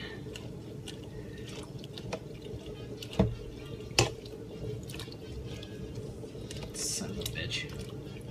Sometimes it's damn slow. Martina, hello, thank you for the restream. You are being a pain in my butt.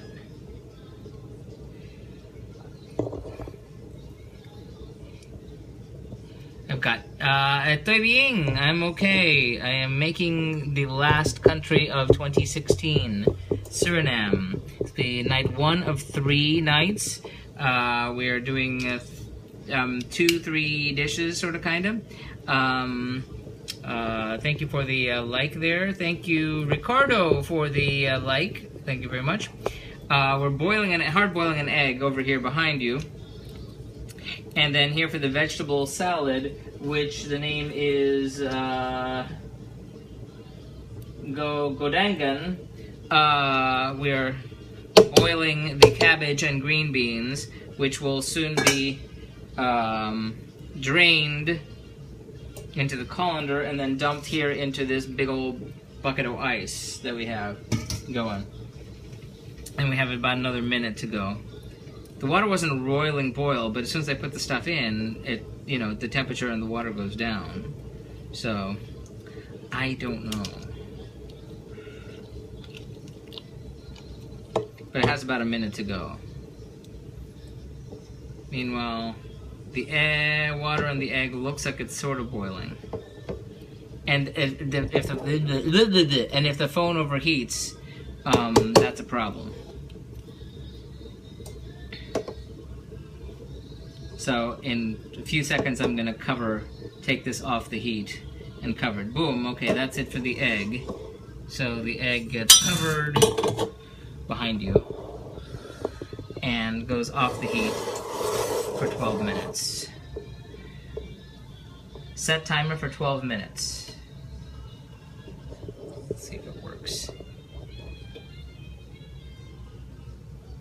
Yeah, okay. Meanwhile, this is ready, so I'm gonna go back behind you and drain the cabbage.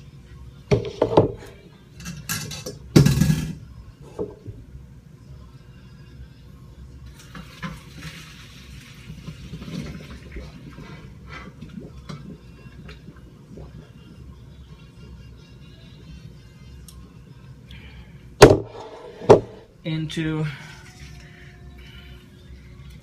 the ice water. Get in there. For all of you.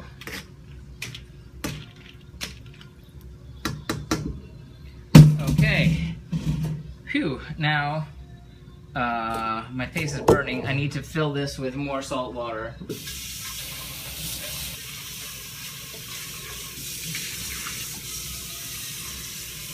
For our green beans.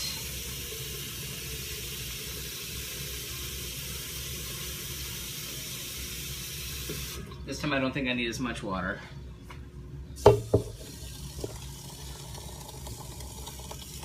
Okay, back over here. So, salting the water again.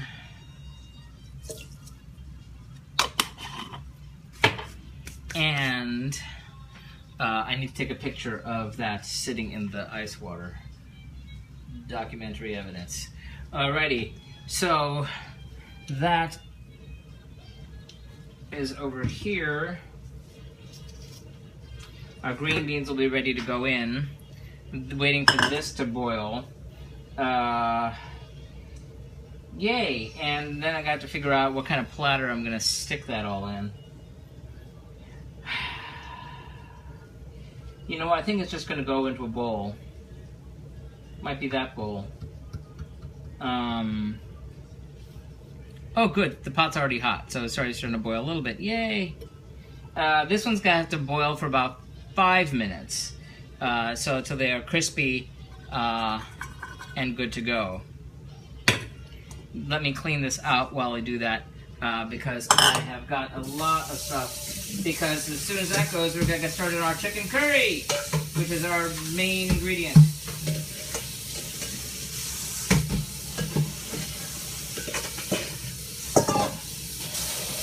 Tell me if it boils. Yell, jump up and down. Make a lot of noise. When you hear the secret word, scream real loud.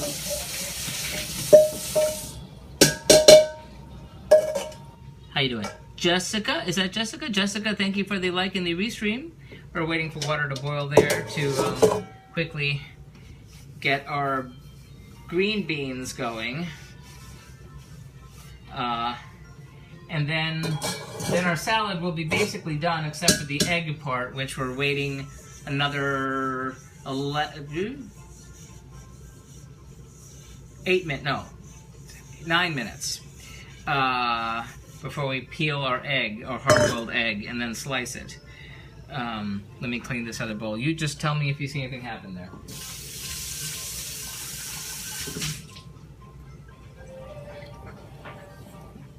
What are you making today? I am making 3 things. One is a flatbread called Roti. We did a Sri Lankan version of it 2 weeks ago that had coconut and was smaller. This time we're doing a Surinamese, actually kind of almost Trinidadian version of it, which is larger. And that is the flatbread, and that is dough is resting right now. This part is for the, I've got to get the name right, Goedangan is a Surinamese mixed vegetable salad, and this one's going to have a sort of Indonesian-style peanut dressing.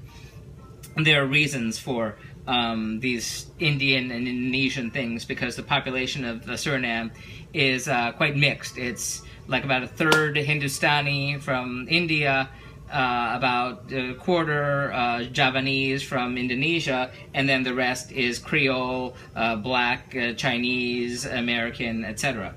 So this is a very mixed cultural thing. So we're adding the green beans to the boiling water here for 5 minutes, and then that's going to go back. That's going to join its little friend cabbage and bean sprouts in that ice water there to retard the cooking process, and so they'll be still nice and green. And that's going to be served on a plate. So it would normally be a platter, and but just a plate with the eggs, the hard-boiled eggs, sliced hard-boiled eggs. So that's going to go in the fridge. And then we're going to get going on our main dish, which is a Surinamese chicken curry. So we're going to get that happening too. And we're going to need a big old bowl for that sucker, because the bowl is going to have to fit 5 cups of liquid. 5 cups of liquid. Do I have another bowl that holds 5 cups of liquid? I'm using my biggest bowl. I'm using my second biggest bowl. And this one isn't going to hold it. 5 cups of liquid. And plus chicken. I don't have anything big enough for that. So I have to wait till that's done to attempt that. So we're just going to keep each other company. What do you say about that? So how you doing, Jessica? Is the 1211 mean anything? You're a makeup artist. Cool. In the NYC. That must be exciting. You must have opportunities to be a makeup artist. There must be greater opportunities there than in, like, here. Use a saucepan. Oh, smart! Smart! Thank you! Smart. See, this is what I need you people for. Be my brain when I don't have one. I have 5 more minutes on the eggs. But no, you're smart. Yeah, saucepan. I'm gonna need it later anyway. Might as well get it out now.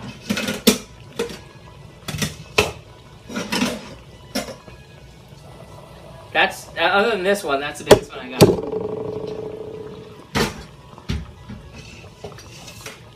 This music is very nondescript.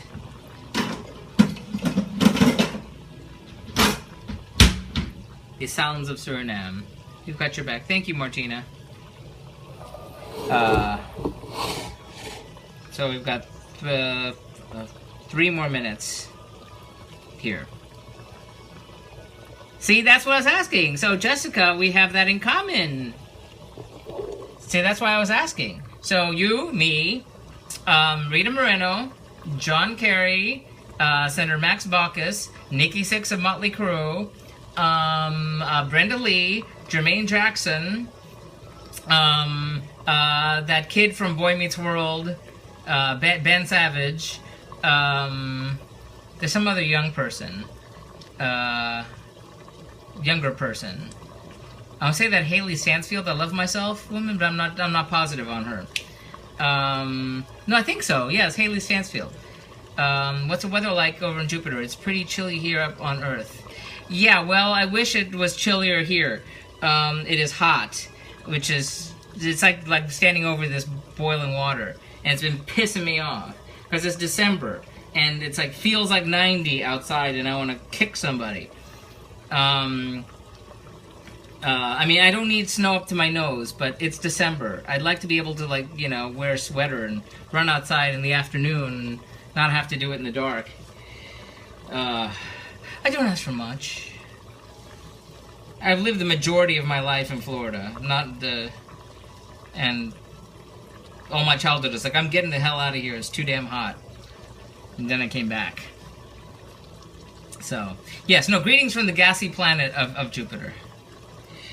So we've got just a few more seconds on this here. Where are you again? Jupiter, Florida. What, this side over here? which is the east coast of Florida, about 2 hours, an hour and a half north of Miami, about an hour north of Fort Lauderdale, about half an hour north from West Palm Beach. Small town, noted for a lighthouse, and various celebrities who live here, or lived here. So, everyone from cool people to not cool people. Lots of sports people, lots of golf people, Olivia Newton-John, Kid Rock, who we hate. Perry Como used to live here. Burt Reynolds is best known being from here, even though he's not, like, a nice person. Okay, we're gonna drain the sucker. We have a really nice lighthouse, and it's becoming quite the place. Okay. Now, we've drained the green beans. Ooba-doo, ooba-dooba, ooba-dooba, don't burn yourself. And then those will be added over here to the ice water.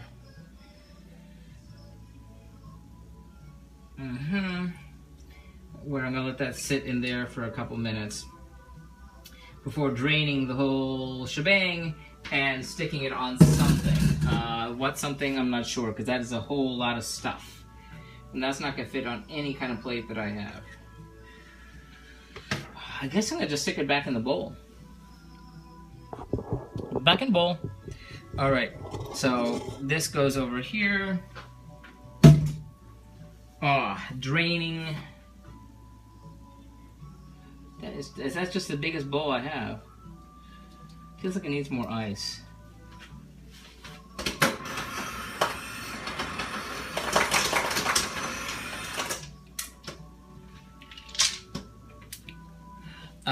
Ooh, nice. I like Florida. I love the hot weather. Even though I'm a New Yorker, December baby, I still hate the cold. You know, I think whatever, I don't know. I don't have an easy way of explaining anything, because I know people who are from here who hate the cold weather too, and I mean I wanted it, I had enough of it, but it depends. It really depends. How cold and how long. Okay, so eggs. We're gonna sitting over here. They should be ready now. So we're going to peel our eggs, so you can join me on that. Oh, hello, yes, I know. I just did that. Thank you very much. Okay, 2 hands. And we're shifting, and we're moving, and we're walking. And, okay, we're here. So, draining the eggs.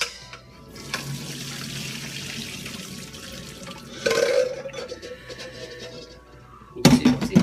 And under cold running water.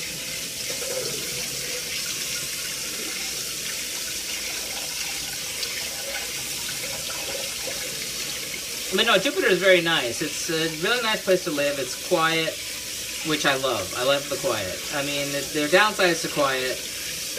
You know, like, try finding a restaurant that's open after 9 p.m. That's not going to happen. But it's getting nicer. Yeah, Michael Jordan lives here.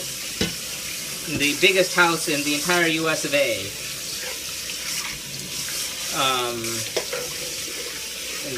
There's like a lot of gated communities. Not all of them are. It's very mixed. Well, not very mixed. It depends on how. The lighthouse is beautiful. I've climbed it several times. In fact, the lighthouse is so cool, and I'm such a fan of it. I've kind of learned all the a certain amount of trivia about it. Like, the lighthouse is, there's an inlet.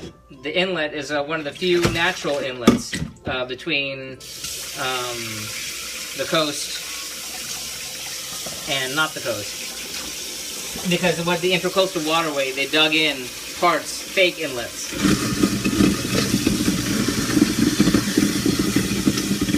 And they turned various natural lakes into the intercoastal waterway. And, which sort of killed a lot of marine life, but it was the 20s. But it's a natural inlet, and it is alleged that it's one of two possible places that Ponce de Leon may have arrived in Florida and discovered the native inhabitants.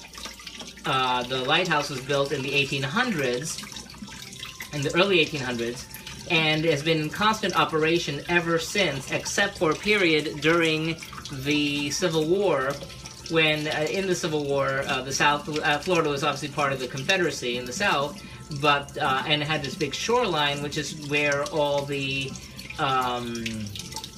stuff could come in to supply the South. However, the Union had a blockade on Florida.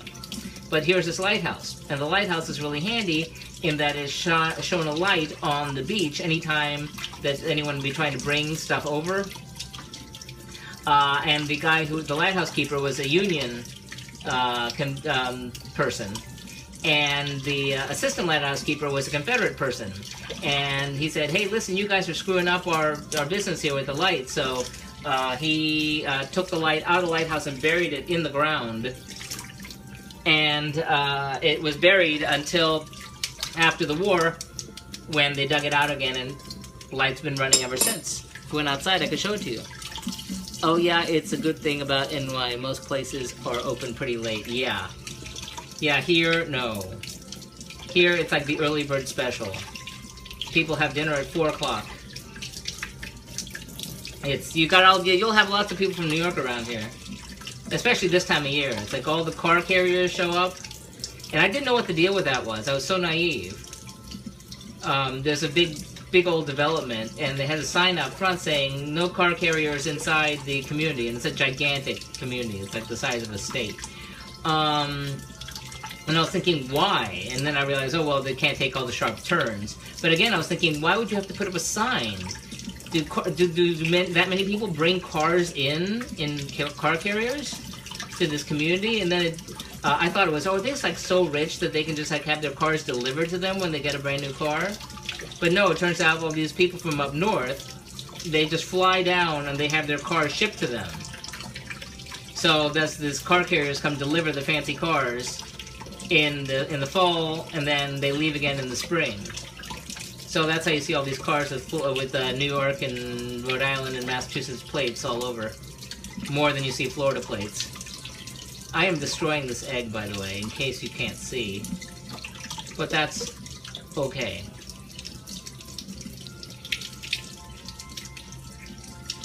Dee. Oh, I am really destroying this egg.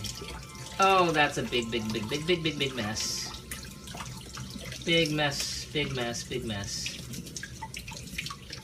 Well, it's gonna get sliced, so. Well, one of them came out okay.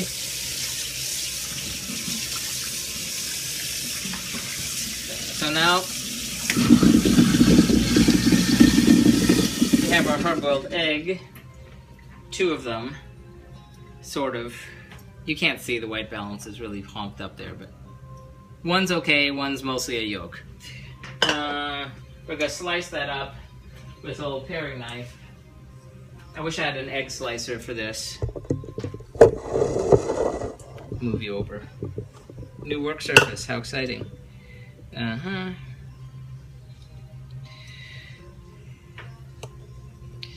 Eek. Egg does not give you a flat surface when you want to cut this way.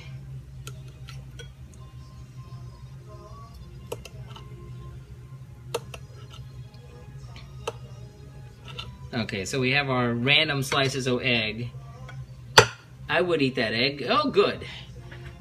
So your makeup, do you do you know, like everyday people makeup? Do you do theatrical makeup? Because you're in New York, you know. You could do for the theater, who knows? So there's our egg slices. So now here goes nothing. I'm gonna try to drain that that big batch of veggies, and that's gonna go into here. Hopefully this is gonna work.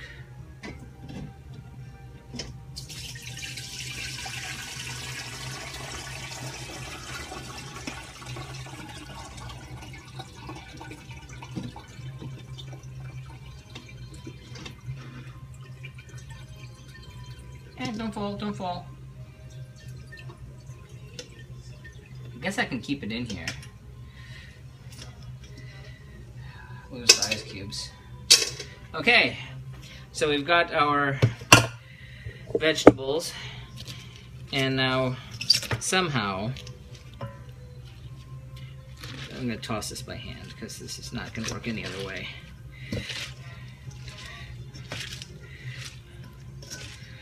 This is basically our salad, and it's going to be dressed with the eggs and everyday makeup, but I would do special effects too. Oh, that's cool. I mean, it's interesting, you know, like the fashion and makeup, the idea that, you know, art that walks around on people. I think that's just an interesting concept. I don't tend to think of it that way, but, you know, I watch TV shows and I'm like, you know what, that's what it is. It's fashion. It's art that lives on people.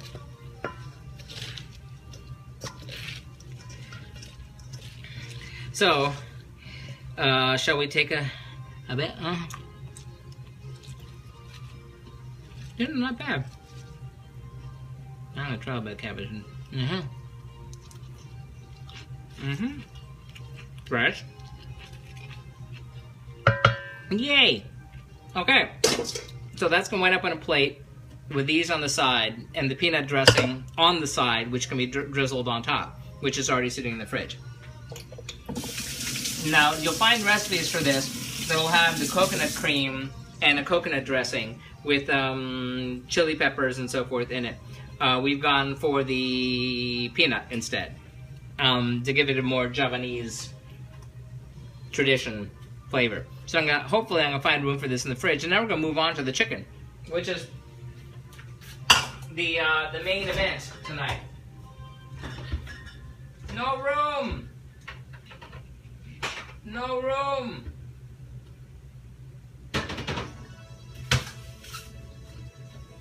Okay, eggs. Okay. Now, I've done makeup for New York Fashion Week before. Such a unique experience. Loved it. That sounds exciting. I watched Project Runway, as you would imagine. So, that's my only exposure to fashion week, but it seems very exciting. I was in theater in college, which I miss. Okay, so here we go. You gave me an idea. Well, you know what? I'm going to use the big, giant saucepan. I'm going to put this away.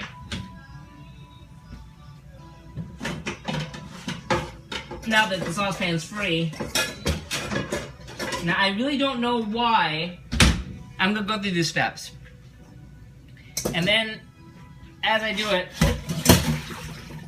you're going to explain to me, since you know more than I do, about why one would do the thing that I'm about to do after I wash out this pot.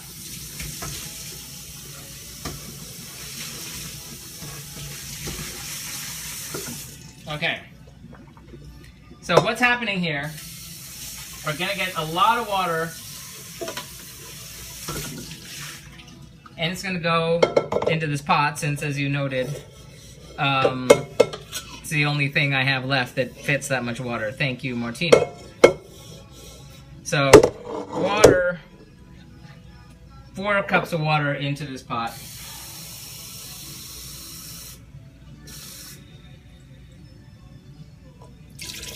Now, using the water is not a big deal,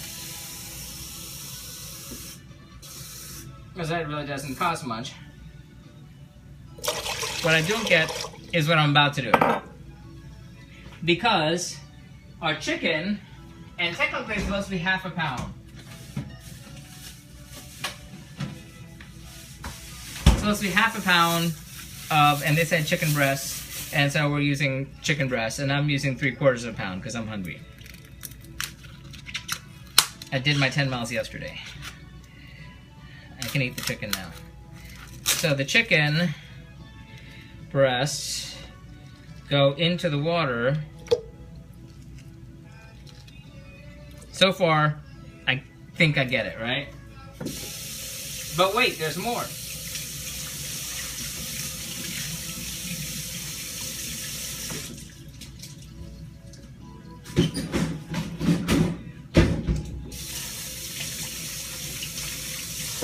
Because it's not just chicken and water.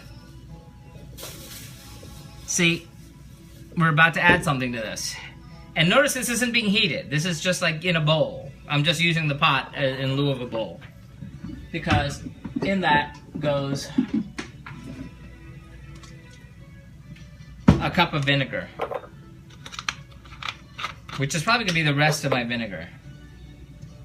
I hope I have enough. Ah, nuts. Well, it's going to be a mixture of vinegars then. This is white vinegar.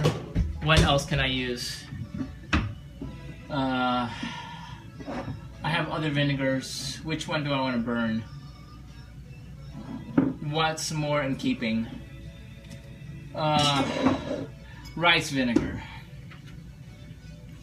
So, to fill out the other half a cup. I figure go with the Asian flavor, right? I hope it's not wrong to mix vinegars. That's all I got. So I've got vinegar and water in the chicken. Why? Someone tell me.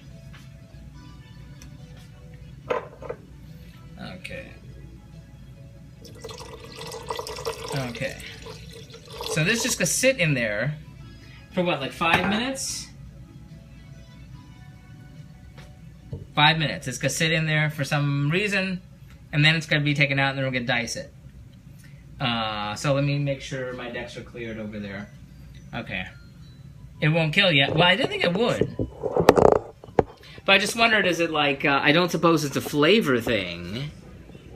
Is it like people think this disinfects it thing? I know, you know, people always like, oh, wash your chicken. And it's like, no, you shouldn't wash your chicken. It just spreads the salmonella around. And then I had a different dish, which was a chicken with the skin on. And that was, you know, wash it and then rub it with salt to kind of exfoliate the skin. Which was an interesting thing. This is not that. So I never had like a soak it in vinegar water before. So,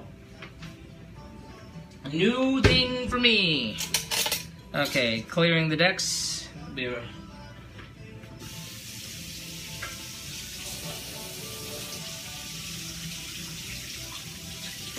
Meanwhile, our roti is probably ready to go, but I'm not going to start cooking it yet because it's a long time before that's going to need to happen.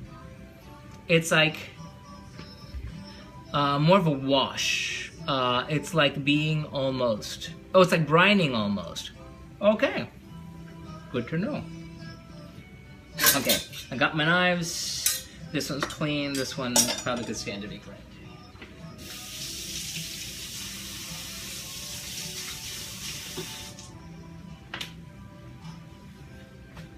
Okay, and we're going to wind up putting that, after we dice it, it's going to wind up in a bowl.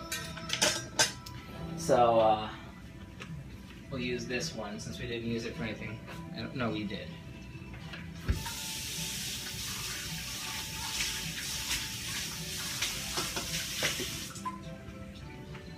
Okay. Thank you. So we'll find out. The Surinamese dishes I found, the other ones that I'm debating doing. Santa? Oh my God, Santa, you like me. You really, really like me. My voice goes even higher. Ho ho ho. Ho ho ho. I can talk like this too if I have to.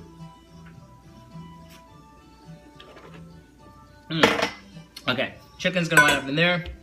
And let me give you some juice so you don't die. We don't want Santa to die. Clap if you want Santa to live. Okay, we're gonna be getting that chicken out in a few minutes. But while it does that, let me get one more thing ready. Now, I gotta remember the name of the thing. There is a chili pepper which is unique to Suriname. Unfortunately, we can't. I didn't go on a mad goose hunt for one little chili pepper. Santa. The chili pepper is called the Madame Jeanneret chili pepper. It is a yellow chili pepper that looks like a habanero. It's hot like a habanero. Thank you, Mighty CBU, for the like and the restream. However, since I was not going to go on a mad goose hunt for one little chili pepper, to find the Surinamese population in South Florida to say, hey, you got one of these? Instead, I went with a habanero and hope that's going to be okay. We've got our paring knife. Let's get our habanero out.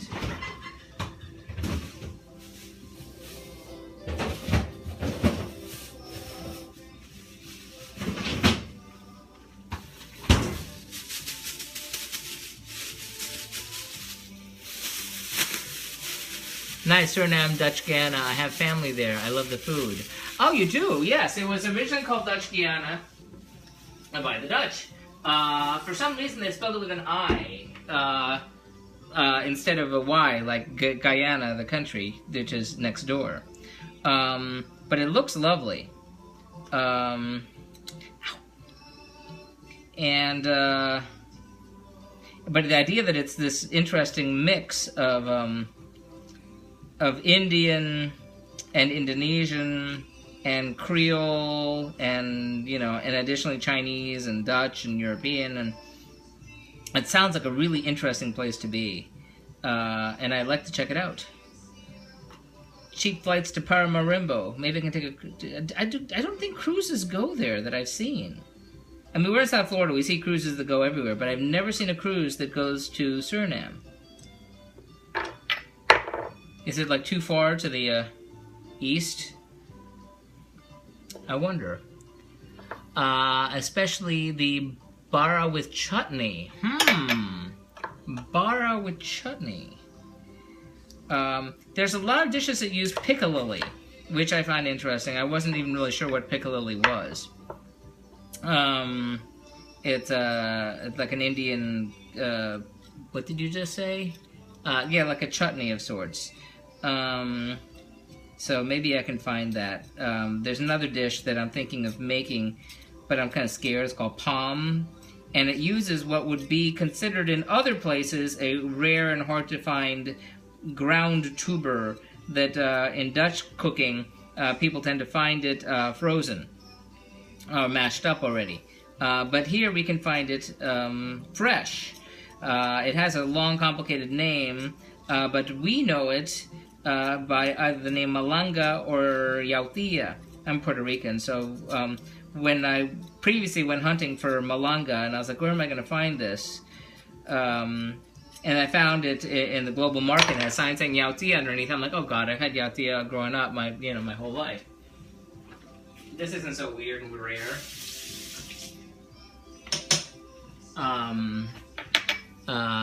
Yes, a lot of kitchens mixed there. Yes. But anyway, the Yautía, Malanga, it's a ground tuber, and the reason why it's used there is because potatoes, when the Dutch tried to bring back potatoes to cook a dish in Suriname, the potatoes wouldn't grow. So they said, hey, this grows, so they replaced potatoes with this tuber, which they call palm or tyer. I think it's T-A-Y-E-R. I don't know how you pronounce it. But I can find that fresh. So there's this big old casserole dish that's made, which actually started out as a Jewish dish, and they brought it over from Portugal, of all places, and it became this, as close to a national dish of Suriname as it gets. But it looks like it serves like 10 people, and I'm really frightened to try to make that, because the sheer amount of leftovers I'd wind up with. So, that's my thoughts. I think that's been in there a little bit longer than it's supposed to, the chicken, that is. But I don't want to have to put on another pair of gloves, so I'm dicing up this habanero pepper. We do like hot, spicy food. I just don't like it in my eye. And who doesn't? Or rather, who does like spicy food in your eye? That would hurt. That would be no fun. It's funny, you know, I mean, being in South Florida, I've encountered people from, you know, just about everywhere in the Western Hemisphere, or Latin America, or the Caribbean, or however you want to define this part of the world. But Suriname is not some place that I've, you know, met people from. Even Guyana. When I cooked Guyana, there's a I don't know if our Guyanese friend is still here, but the main dish that I was thinking of making for Guyana, I said, well, there's no way I can make it because you need to have this one very specific bottled sauce. And there's no way I'd find it. And I was in Miami at the time, driving back up, and I said to the husband, I said, well, by chance, Google, see if there's a Guyanese market between here and home. And boom, there it was. There was a Guyanese market, like, on the way home. Like, how many cities can you say that? I pulled in, they had the sauce that I wanted. I bought the sauce, I talked to the lady about making my dishes. And then I made the dish, and boy, did I honk it up. I'd never cooked pig trotters before, and I did not do that correctly. So I feel very sad that I did not do right by the people of Guyana. So maybe if I go back around the alphabet again, I'll get a second chance. But I have plans. I have plans for after I hit Zimbabwe. They're just very complicated. They use Madame Jen red peppers, yellow and very hot. Yes, I was just mentioning those. And I knew I would not be able to find them. If I would, it'd be at least a 40-minute drive each way. And that's on the possibility that the global market has them. The hardest thing I've been able to find are certain peppers. For Africa and Portuguese territories, the piri-piri peppers, it's like the unicorn for me. I know they exist. No, well, I tell that they exist, but I've never seen them myself. Maybe it's not like unicorns. Okay, I'm gonna wash this off, and then I'm gonna get the chicken going over here. So.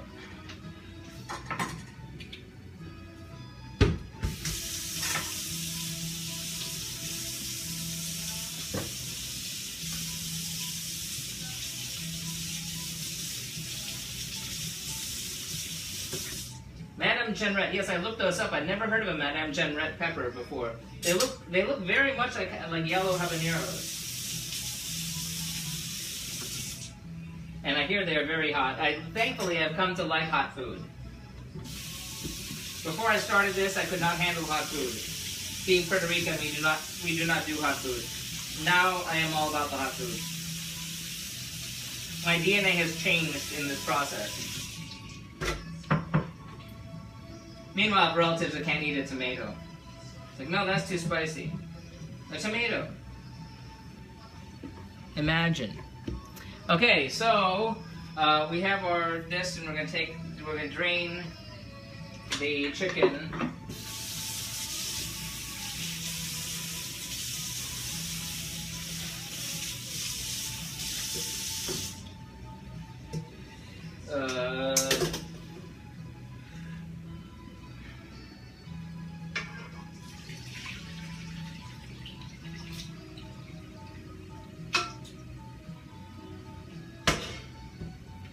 It smells very vinegary. So we've got our chicken that has been in the brine, as it were.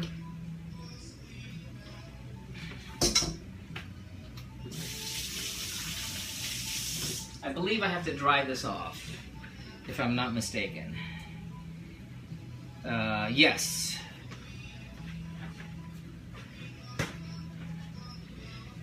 I should not have just put it on the cutting board like that. I will wash the cutting board, but to dry with paper towels. Then we're gonna dice the chicken. It said about half a pound, and I said I'm hungry, so I took a 3/4 of a pound.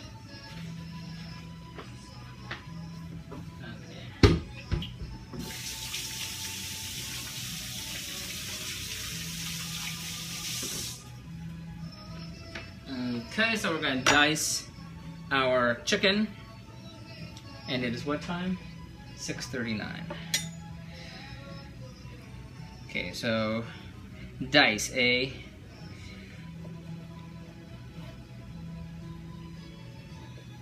Thankfully, I don't have to do with bones. This is the boneless, skinless chicken breast, which we tend to avoid. I mean, this used to be my go-to was the boneless, skinless chicken breast, but you know, time after time, it's been, hey, cooking boneless, skinless chicken breast just winds up being kind of dry.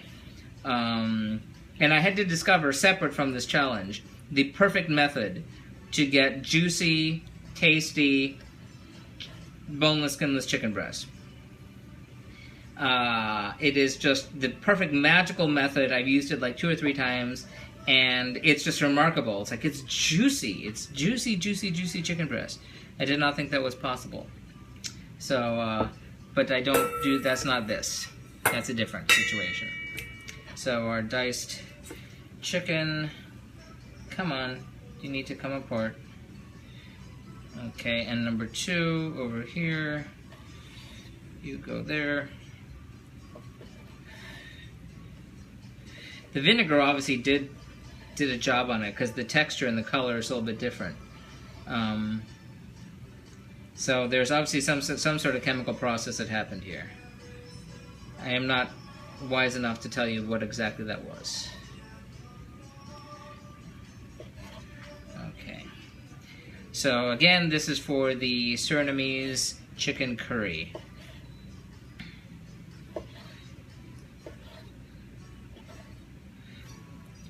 And then we're going to chop an onion and garlic, and then we're going to get our spices together. This uses a garam masala spice mix. In previous countries, at some point, I made my own garam masala spice mix, which was very good, and then I used it all up. I think during Sri Lanka, maybe. And I had to go to the box of pre-made garam masala. So that's when you see me getting that out, you'll know why. If you want to be neato keen, you can make your own garam masala, and there are a variety of spice mixes. There are different, slightly different versions depending who's making it and who's eating it. So there's our diced chicken. I'm gonna clean this off. Excuse me. Vinegar got to my lungs.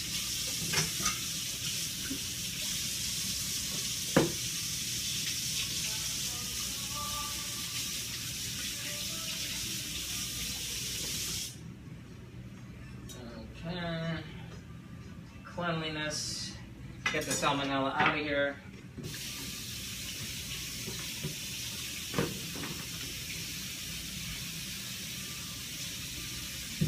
Everyone's busy wrapping presents or in line for Star Wars.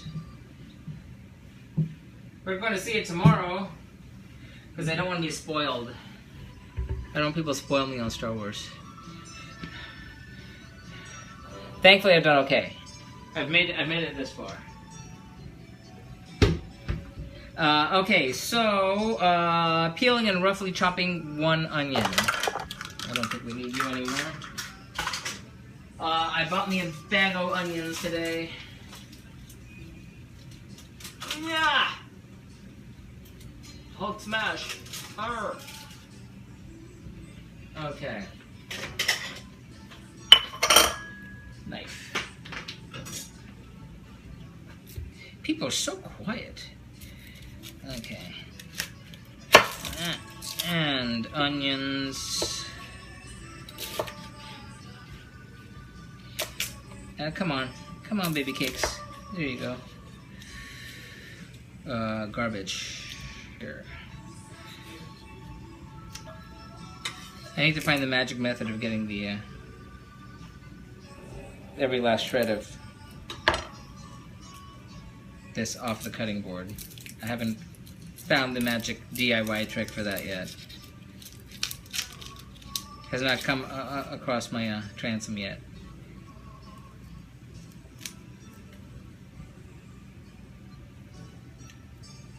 Or off my hands. Okay. Lose you. Okay, that's half of an onion down. one half coming up, if I can get it off my fingers. Okay. Anybody, what did it say? I still have to see Star Wars, but yesterday I saw someone stream it on Perry for a bit. Oh my god, how obnoxious. Now I really want to see it. Great movie. Yeah, it's funny that I'm a certain age. And, so I remember seeing the first one in the theaters. And, the weird part about the first one, for me, was that it was out, and my dad is, like, not into this. And, so he saw, what's-his-face, Gene Shalit on the Today Show, saying, oh, it's like a cowboy movie set in space. And, my dad said, oh, I don't want to see that stupid crap. And so the movie, this back in the days when movies would be in theaters for like weeks and weeks and weeks and weeks and weeks. It was in the theater for almost a year. And that's when I finally saw it. I saw it the very last week before it left the theaters. And I'd already read the Mad Magazine parody. Everyone had told everything about it. So it was really weird seeing this movie that everyone else had seen. And I was like the last person to see it. And I really liked it. So I've seen like every iteration of everything. The weird part is that's the only like movie franchise that I'm invested in seeing every one. There's no other, not Star Trek, not any comic book, anything like none of that is my thing. But this, I'm not crazy nuts for it, but I can't imagine not seeing it.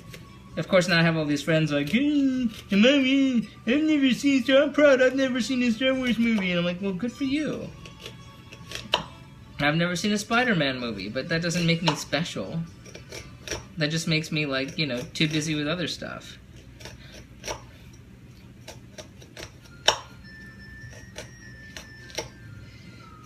Yeah. Although, since someone's discussing actors, I have a question for you. If you feel like... onion cutting time is always the time I do this kind of business. So, who is the, currently working actor, actor or actress, if you want to get gender specific, biggest movie star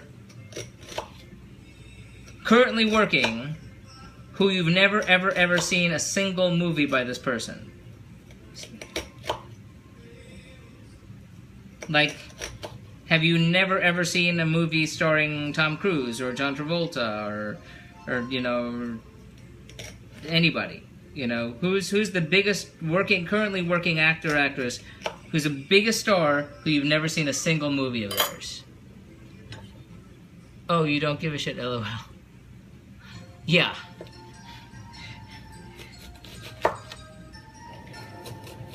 Because I figured that one out of my head, because I realized, oh, there's this actor who's like a huge star, who's been in like a cajillion movies, and it dawned upon me that I'd never seen a single one of his. Previously, for me, it had been Hugh Jackman. I had never seen anything with Hugh Jackman until Les Mis. I mean, I've seen him Broadway, live and in person, about 10 feet from my face, which was fun. But I'd never seen a single movie of his until Les Mis. But for me, I've never seen a single movie with Will Smith. Never, ever, ever, ever. To think of it, I've never seen a single complete episode of a TV series that he's in. I've never seen a single complete episode of Fresh Prince. I've seen bits of lots of episodes, but I've never seen a whole episode start to finish. Different generation. Now, I have nothing against him. It's just weird. So I'm just curious what other people's answers are. Is it like, have you never seen a Meryl Streep movie? Have you never seen a Julia Roberts movie? Have you... I'm just curious. Do you have a huge star that you've never seen anything by this person? But it can't be like, someone who isn't working anymore. You can't say, oh, I've never seen a Cary Grant movie. It's like, well, if you're under a certain age, I can dig that.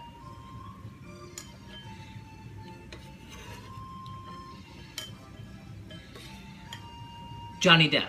Brad Pitt. Aha! Brad Pitt was on my list, and then I realized, oh, I had seen him in Thelma and Louise, so that didn't count. And then, what did I see? I saw him in something. Oh, the 12 Years a Slave. And I was like, oh, well, no, now I've seen another Brad Pitt movie. Like, so I couldn't count him. But otherwise, it was, yeah, he was always perpetually on my list. And Angelina Jolie was on my list, too, until I saw that one weird 20s thing she did, which wasn't very good. Johnny Depp. Wow, so you really stay away from the, what's-his-face movies, the Tim Burton movies. Because he's in every one of those. You can't see a Tim Burton movie without seeing Johnny Depp. You know, I saw him in, not then, like only more recently. I saw, was it Nightmare on Elm Street? That was his first movie. He, like, got butchered in Nightmare on Elm Street. And I was like, oh my god, that's Johnny Depp, that's crazy. I think that was the first Johnny Depp movie I saw, come to think of it. And not even then, I mean in the 2000s. It took me like 20 years to get around to seeing that movie. I don't do horror movies very well, so I had to brace myself for 20 years before getting around to it. Johnny Depp, eh? The man is made entirely of scarves. Ah, you know, again now, it's weird that usually my eyes don't bother me, and then suddenly, magically they are. It said roughly chop, and here I'm dicing, but screw it. I'm just used to dicing. Oh my god. It's weird, my eyes never affect me until, like, suddenly when I'm thinking about it, then bang. Wow. Oh, no, I'm feeling habaneros, what's happening. That's what's happening. The fumes of the habanero getting in my eyes. It's not the onion. It's the habanero. Damn it! I need to cover that up right now. Wow. Wow, wow, wow. Ow. Owie, owie, owie, ow. Ow. Owie, ow.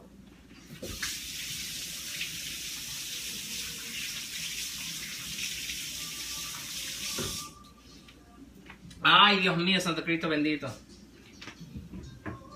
Oh. Where's my magic little... I have a tiny one. Lily pad. Little lily pad. I have a smaller one. It's hiding here somewhere. Here you are. Oh, my eyes.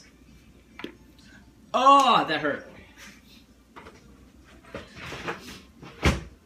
Okay. Light a candle. Wow. Okay, meanwhile, 2 cloves of garlic. Coming right up. Wow.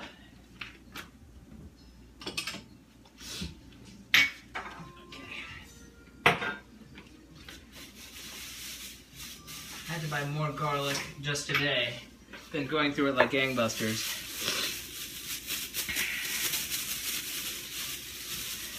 I don't think there's another big actor that I haven't seen anything by the person, though. It's just weird that... I mean, I started thinking, oh, Tom Cruise, like, past Jerry Maguire. I haven't seen anything Tom Cruise has done since Jerry Maguire. But I've seen Tom Cruise movies before.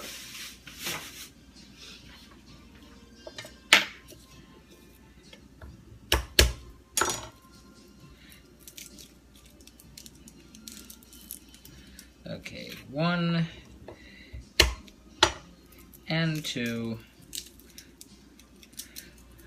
I don't know why I invest in that little silicone sleeve to peel the garlic cloves when I didn't. This is so much easier. Ugh. Nah. Okay, that's a little better now that I've covered the habanero. It's fuming up my face. Wow, that's hot stuff. Wow.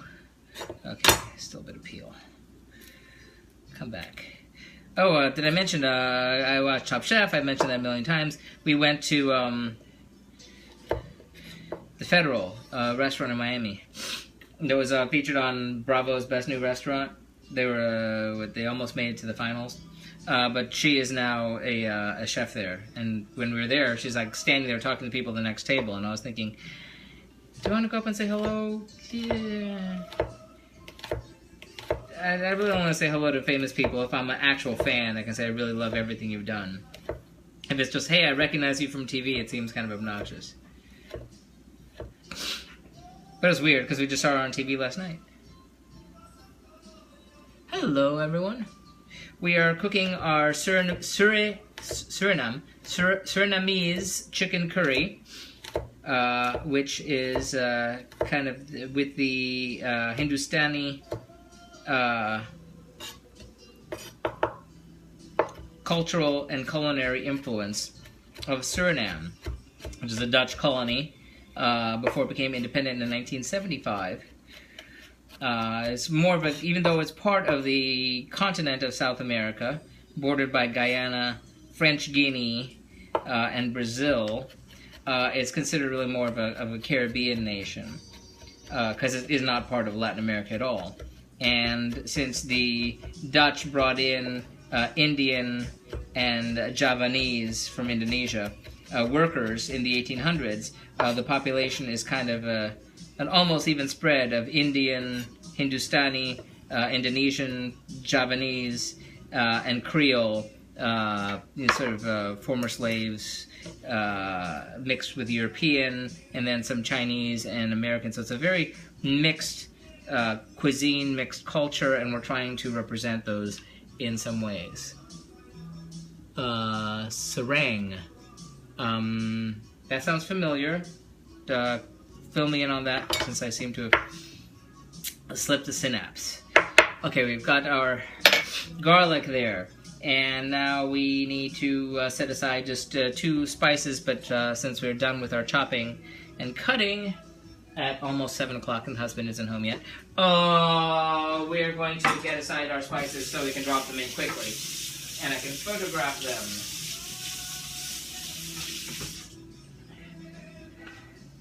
But then I need to get started on rolling out my roti, so I can have that ready also.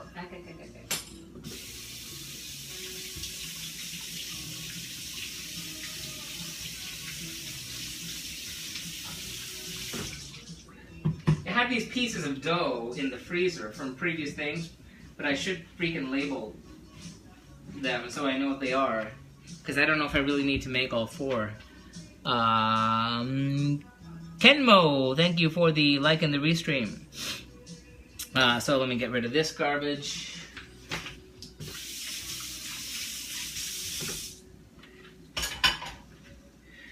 And we're going to get aside our spices, which are going to be not too many, because we don't have to make a mixture of our own, since some of these are out there already. So we have our garam masala, which is a spice mix. Surinangato, that is Suriname in Suriname. They call the language Surinangato. Oh yes, the lingua franca of, yes. It's like a mixture of Dutch and other languages. So yes, the lingua franca of Suriname is that. Looking for recipes, it was kind of hard to find, because and then I found a website that had this stuff, but it was all in Dutch, and I didn't want to like go, harangue my Dutch friends to say, could you translate this entire website for me and I can pick what I want to make?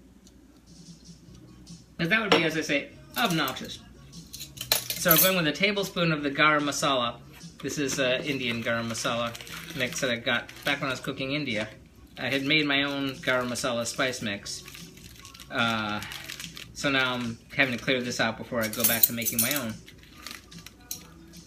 I haven't had much call for it. I mean, I did in Sri Lanka, and now I do here. I mean, it's better when you make it yourself. Doesn't have much of a scent. Here, smell. You must have a hell of a fridge making all those dishes. Yeah. Well, you'd think. No, the freezer. Mess. Phooey. It's the spice cabinet and the flour cabinet is just bulging at the seams. Although we had a little scare a few months ago where I had to go and clear out everything and with a fine-tooth comb. And I lost like half of the flowers that I had because something had crawled in a bag of rice, and so I had to disinfect the universe. But the freezer, not so much, because I don't tend to freeze stuff, because I know if I stick in the freezer, it's never going to be seen again. So I looked in the freezer recently, and I looked and I went, hey, what do you know? There's a lot of stuff I don't know what it is. Plus pantry too, indeed. Ciceros, thank you for the like. But I have spice mixes. That whole thing, there's a rack, about like 10 different spice mixes I've made that cover just about every cuisine you can think of that uses spice mixes. Hopefully, I keep telling the husband that we should, you know, he should make, you know, get flatbread, you know, pizza type things, and we can just throw, you know, random spice mix on top of it, and then it'll be Ethiopian pizza. He did it once, it was really good. So we're going for a bay leaf, one little bay leaf. I can't believe I had to buy more. I had so many. Bay leaf. Okay, and is that it? Okay, well that's it for the mixing. I don't even need that. Or for the spices, rather. So, well, since the husband isn't back yet, oh, gotta put the bay leaves away. I need to get moving on the roti. Roti. This is clean. I made enough for 3 nights and then some, and I don't need that much. But I know I can save the leftovers. But now it is the time of our program where I get out the rolling pin. Get rolling, rolling, rolling. Get those cameras rolling. With my rolling pin. I'm gonna get you, sucker. This is, okay. Ooh, I hate dealing with flour, I really do. But, you know, I have to keep doing it over and over and over again. Okay, so we have our pieces of dough, which have been resting for much longer than would be expected. And take each one of these.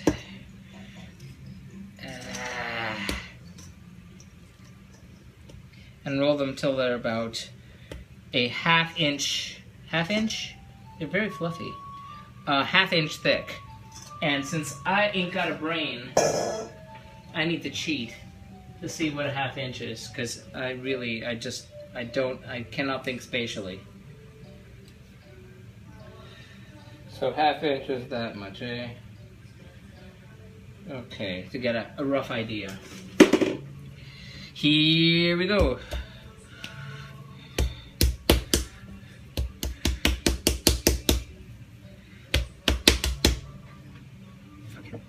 Okay.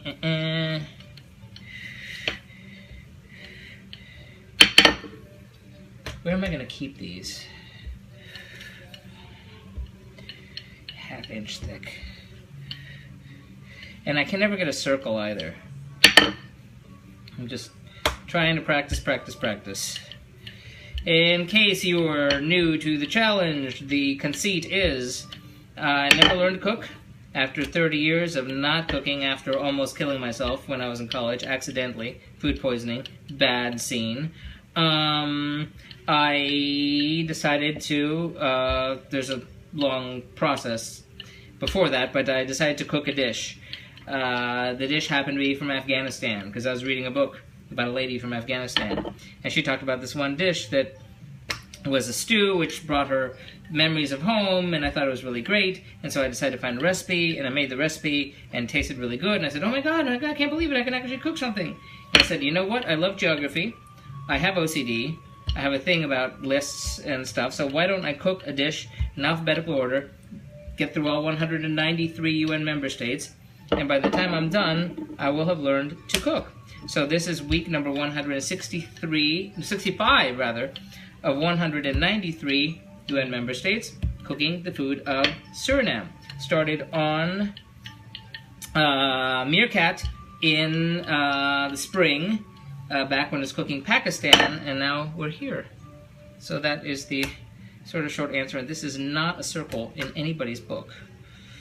Not in anybody's book. I need to find a place to put that down.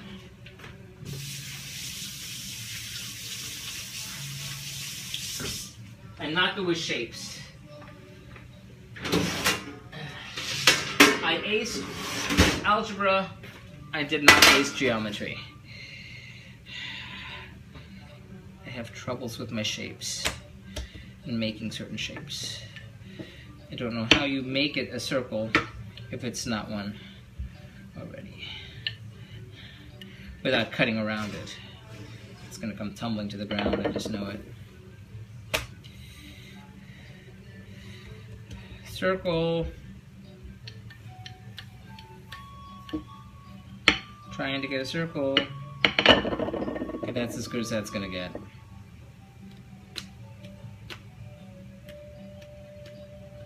Okay, one. I'm gonna wind up using both baking sheets. Oh, give us the rundown on how you see your streams and blog.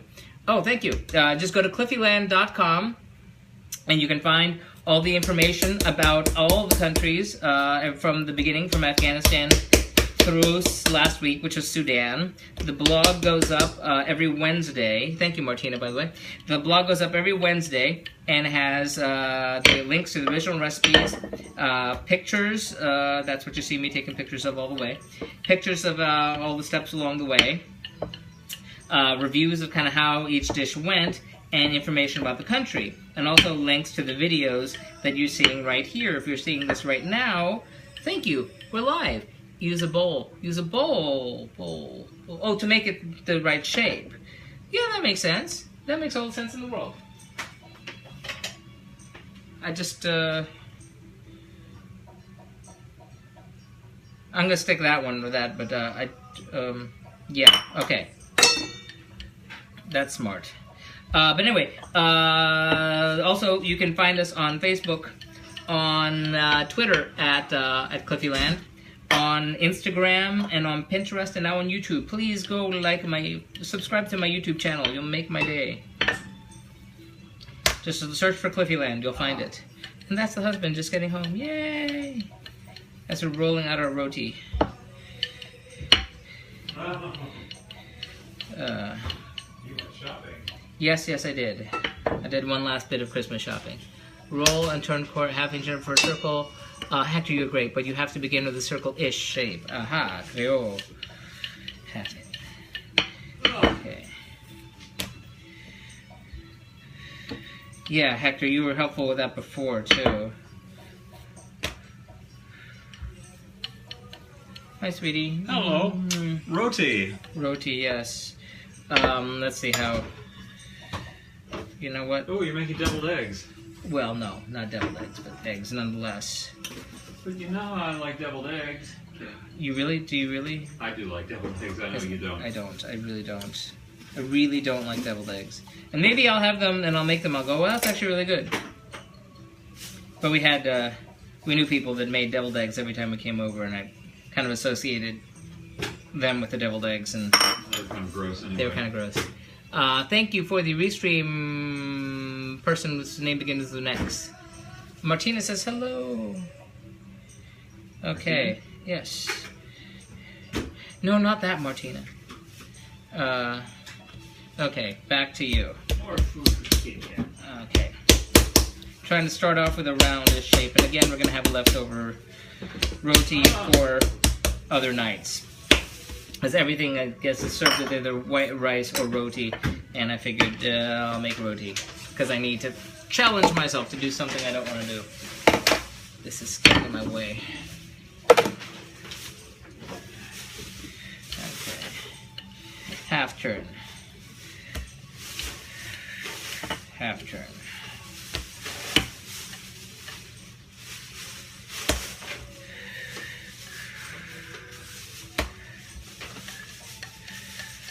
And it's supposed to be like a half-inch thick, and I'm having trouble with that too.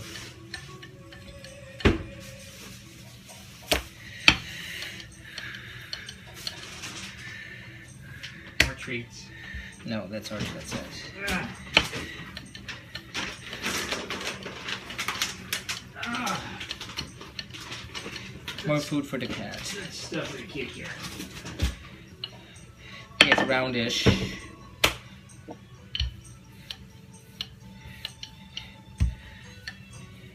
Okay, where's my bowl? Considering there's going to be so much left over, I'm going to get out the other.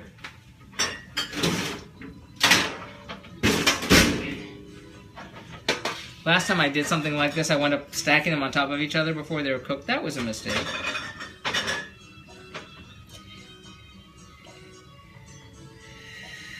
There's be so much leftovers, I really shouldn't care too much about waste.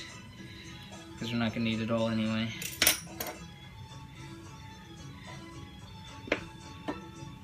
Yeah.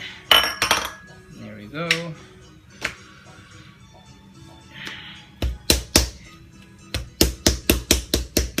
That is one long album this thing is. It's Music of Suriname. L-O-N-G long. Okay. Zoo.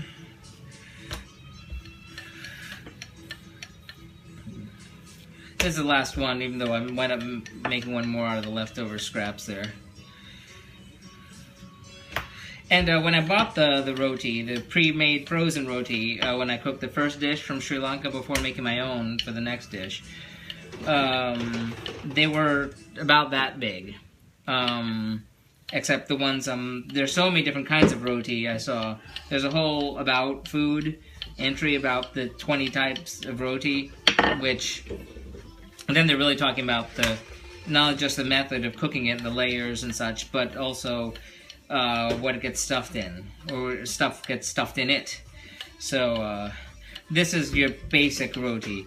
The one I would, there's a name for it, I forget the prefix. However, the one recipe I found called for self-rising flour, and I didn't want to go out and have to buy self-rising flour just for that. So instead, I found the recipe, this one, which uses baking powder rather. However, it seems to be more Trinidadian. Lol on the stacking of the dough. Good luck separating. Indeed, that was really stupid. That was a really stupid rookie mistake. And when I not risotto, gnocchi for Italy. I made gnocchi, and ho doggies. I went through so much trouble, and I cut them all so nicely and everything, and then I just put them on top of each other, and there's like a big lump. This big lump of potato. It was sad and embarrassing. So, which is why Phase 2 could be interesting. Phase 2 could be interesting, because it could be like Survivor, Big Brother, everything like redemption, you know? Like, trying it again. See if you get redemption. Phase 2, Electric Boogaloo? Phase 2, yes. Cliffy Land, Phase 2, Electric Boogaloo. So we're going to have 5 of these, and then they get cooked, and it says it gets cut, these, they say they get cut into quarters, which I did not expect. And I don't know if that's a more Trinidadian thing. I wound up finding on a Trinidadian website. But it seems to be very, you know, I hope it's not wholly inauthentic. It doesn't seem to be too much variety. I just didn't want to have to go find self-rising flour, because that would be a pain in the butt to buy one more flour to add to my collection of 1,000 flowers. Okay, so I got 5 of these.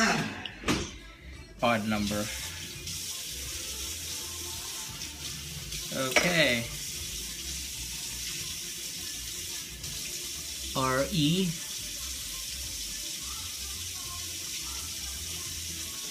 Yeah! Okay. There we go. Ooba-dooba. So we got 3 actual round ones and 1 not. Fine.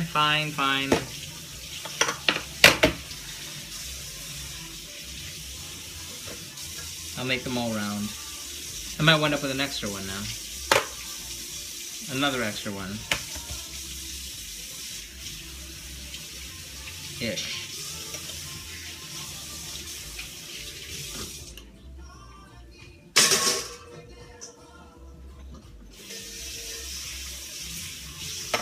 It's funny, sometimes I do something and like I figured it out and then I forget about it. Next time it comes up and I go, oh yeah, use a bowl, duh. There's something else that's like use a glass. Okay. Should I try one more? When you write your book, which I think you will, your cooking follies will make the stories come alive. That's what I tell people. This is garbage. This is not enough. But yes, that's what I always tell people. I go, the story isn't so much the recipes, but rather the goofiness and what worked and what didn't. So thanks for noticing that. Justin, how you doing? We are about to fire up.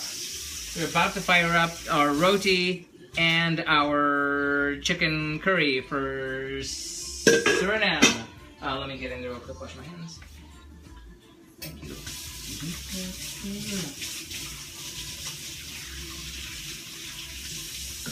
Okay. And away we go. Anyone watch Billy on the Street? Okay. Okay. Here we go. So we're gonna get our saucepan out, which is already out. We're gonna get 4 tablespoons of sunflower oil. Who did you say lives in Jupiter besides yourself? Oh, you mean like famous people? Oh God, lots. Let's see. People who are no longer with us in this realm. We have Perry Como, who is buried here. 1 tablespoon. 2 tablespoons. 3 tablespoons. And 4, count them, 4 tablespoons of this sunflower oil. When I lived in Miami, I would meet people from Suriname all the time. Really? I never have. That's odd. I find it odd that I have not. So, not high. Let's see, who else lives here? Tammy Wynette used to live here. Olivia Newton-John lives up the street. I jogged past her building the other day. Don't forget Kid Rock. Kid Rock. We try to forget about Kid Rock. Michael Jordan. Michael Jordan, Brian Gumbel, Venus and Serena Williams and their mom. Lots of golfers. Like every golfer you can think of.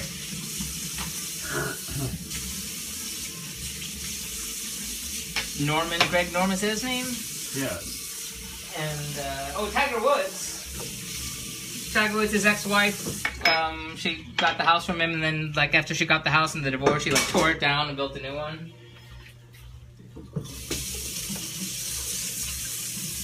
And then we had all that drama with Olivia's house, but that's a different situation.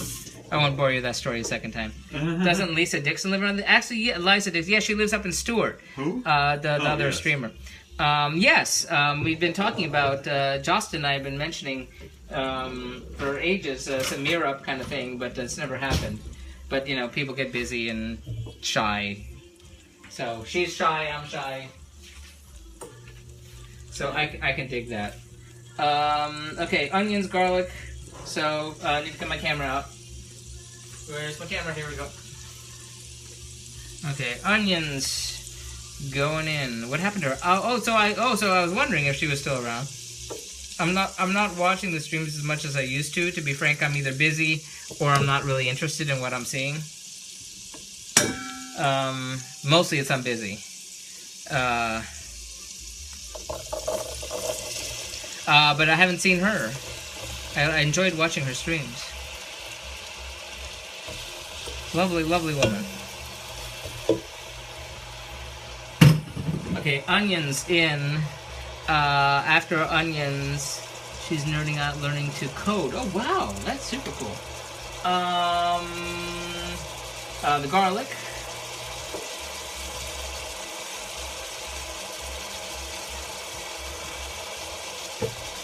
I mean, I should know this in my sleep. The onions and sauteed, the garlic, they all start the same way. The only difference is the countries where they don't use garlic. Which are many. But everyone uses onions. Whoever invented onions must make a fortune on the patent. Just joking. I've seen her on Twitter. Ah. Okay, so the onions and garlic, and then after that we're going to add the garam masala spice mix. Again, you can make your own. But I had some from when I cooked India. I bought a pre-made Indian that, and the habanero pepper, which was burning my eyes previously, chopped and diced. And am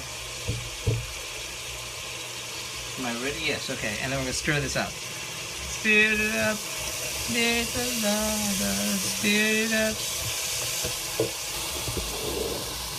Get you a better view there. You can kind of see. Oh my god.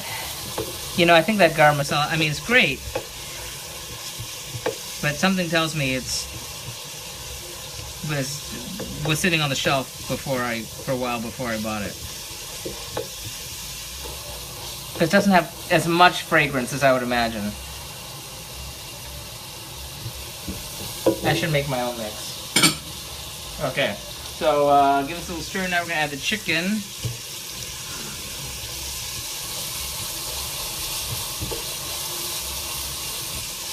The reason the sunflower oil, in case you're wondering, is that the one thing I know, the sunflower oil has a higher smoke point, so you can use it for higher heat cooking. Something I learned back when I first discovered using it back cooking China, way before Meerkat.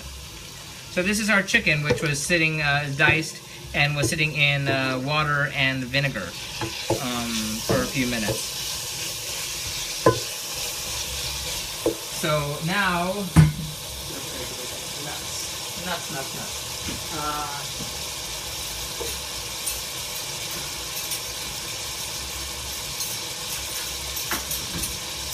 I need to get half a teaspoon of this chicken bouillon powder, which is kind of, you know, whatever.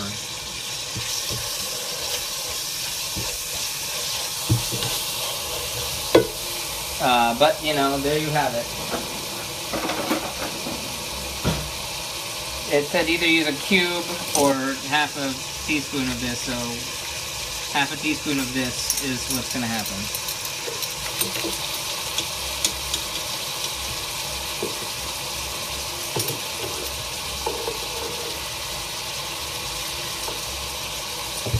And well stuck. Yay. And then we're going to add 2/3 a cup of water.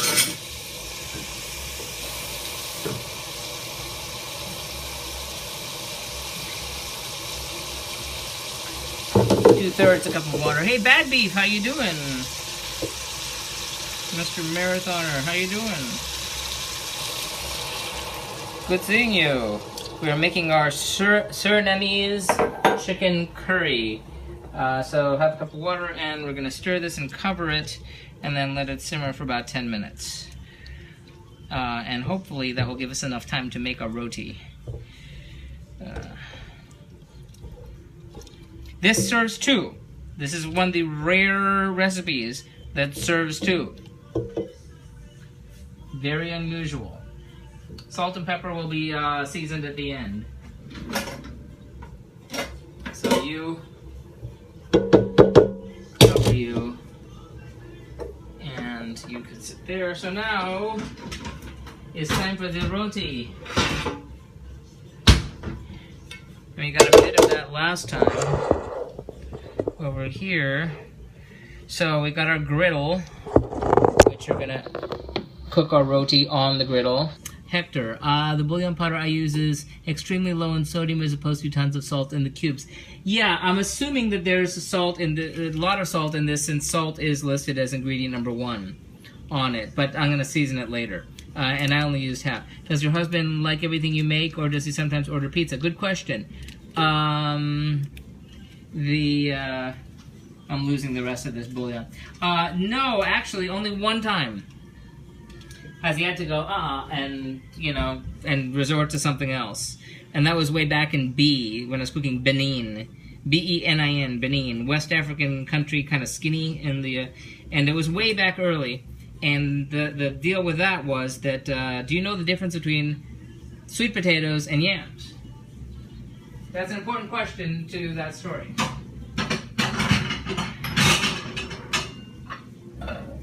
And if you were on the internet around Thanksgiving, there was a viral story going around with a video explaining the difference between sweet potatoes and yams.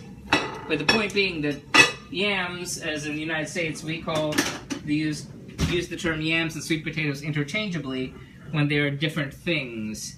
Yams are sort of like an African tuber, which is big and looks like but it's called a yam. And then when the slaves in the U.S. didn't need to eat food, and they said, "Hey, we got these sweet potatoes here," they said, "What's that? We're not eating that." And I said, "Yeah, you are. They're yams." So okay, fine. So yams. So they called sweet potatoes yams, and now they're used interchangeably. But in Benin, they eat yams, and I made a big old yam, and I made a big giant disaster of it. And it was the one dish where he was like, no, that's just not working, so sorry. And then he made a sandwich. But that's the only time that's happened. So we're gonna get a little bit of sunflower oil here.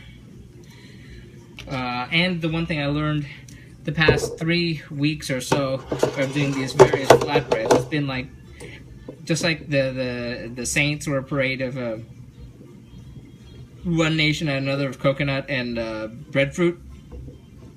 We've had a whole parade, just for some reason, have involved flatbreads every week. We did flatbreads for Somalia and 2 flatbreads for Sudan. We did the roti when we cooked Sri Lanka. So we're in flatbread heaven here. So, gotta heat that up. And the one thing I've learned is that you have to have the right combination of heat and oil. Otherwise, it wonks up.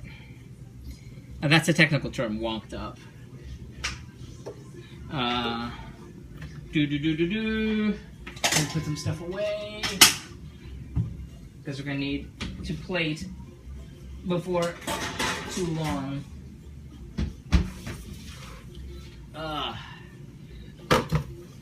Okay. I don't care much for the taste of sunflower oil. Some wooden undertone. Yeah, I can see that. It does have that. There's a couple salads that I've made that called for sunflower oil as a part of the dressing on the salad. In terms of frying and stuff, it hasn't called for it very often. This is, since I started, this is only the second thing of sunflower oil that I've purchased, and you can see I barely used this. So, in 4 years. Hasn't come up very much, but sometimes it has. There's all these different oils. I mean, of course, olive oil, canola oil are the ones I use primarily.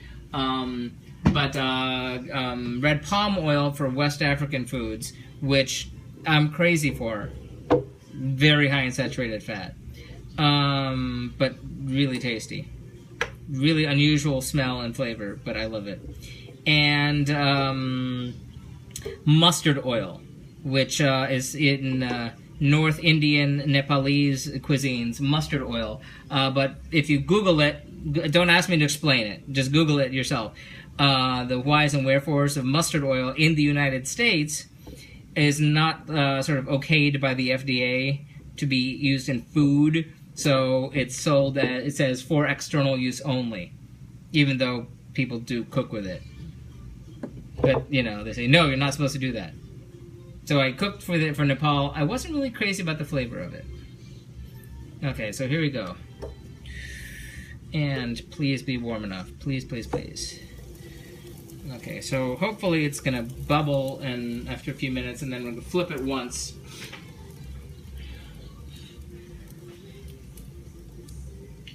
I never would take pictures and I almost forgot my bay leaf. Bay leaf in the chicken. Oopsie doopsie. Derek, how you doing? I'm late joining you again. Not a problem. We are cooking our roti right now for Suriname, and our Surinamese chicken curry over here. And then in the fridge is our mixed vegetable salad, aka Goedangan, and it has a peanut dressing, which is going to be really tasty. They said a 1/2 inch thick, that, you know, so that's what it said. It's getting kind of bubbly, so that's the idea. Maybe have it too high. I never really know when I'm supposed to flip it. I need to get water. Oh, yeah. I am looking forward to the weekend. And I can't believe I'm excited about seeing Star Wars, but I am. I don't consider myself I mean, I don't like science fiction, I'm not a Star Wars nerd, but I'm excited about seeing Star Wars. Especially considering it's supposed to be better than the prequels. And how could it not be? So it's getting the bubbles in it. I know, it sounds absolutely delicious. Thank you. Sorry about the white balance issues, that it looks so funky. Maybe I could shadow on it. See the bubbles? See right there? It's getting a little bubbly. So it's supposed to have like brown spots on one side, specifically until bubbles appear. Other side is lightly brown with flecks. And then flip it to the other side for a minute or so. So let's get bubbly. Flip it. Oh, there we go. So again, the first Surinamese recipe I saw for this called for self-rising flour, and I didn't want to get that. So I found the recipe that called for baking powder, not yeast, but baking powder. So baking powder it is. Because some of it needs to rise to be sort of fluffy-ish. So how is Scotland? Is it hot? Is it cold? I mean, seriously. The weather's been weird everywhere. But we will be in cold weather soon. Not very soon, but soon. Hopefully it won't be too cold. Sounds absolutely delicious, yes. A minute or so, and then it's going to go on this... Ooh, hot plate. Preheat 170. Start. So hopefully it's going to stay warm on the plates in the oven. Okay, time's up on you. Yeah, that'll do. Unusually very, very mild. See, that's what I hear. That is what I hear, which is crazy.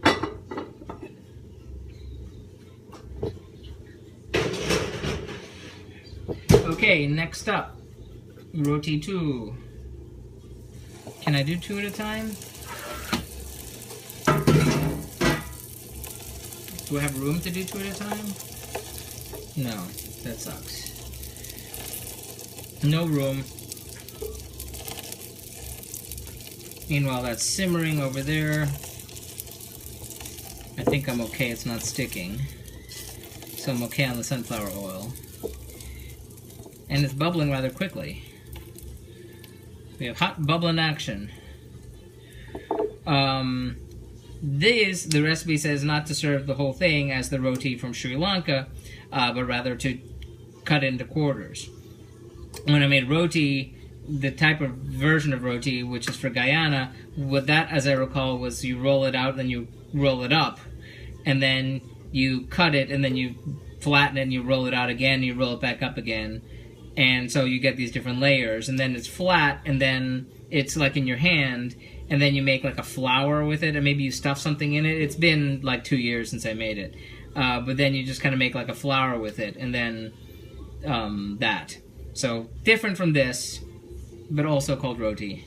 And also same sort of historical reason for an Indian flatbread being eaten in South America. It's trying to get some bubbles. I think I'm going to need more sunflower oil for the next one. So Cliffy, I have to run, Martina. Notice friends shopping by. I'll check out the finished products on YouTube. You subscribe to enjoy. Oh, thank you so much. Again, thank you. Thank you, Martina. Again, go to cliffyland.com for details of anything you missed, pictures, links to the recipes, kind of reviews, how it went, trivia about the countries, links to the original videos. If there's something you missed, you can see it again. You don't have to sit through like hours of me babbling to get to the finished product. Ta-da! So thank you again, Martina. You're a lifesaver. You know, we had a party a couple weeks ago. Somebody gave us the oddest thing. Does anybody want it? Look at that. Organic pumpkin flavored vodka. I think this is going to stay at that level for years. So someone's going to have to come over and have some of that. Someone adventurous. Who would like pumpkin flavored vodka. The bottle's been opened, so we can't give it to somebody else. Ah, boiling. What can I do to take away the boiling pain? Okay. Okay, next up. More sunflower oil.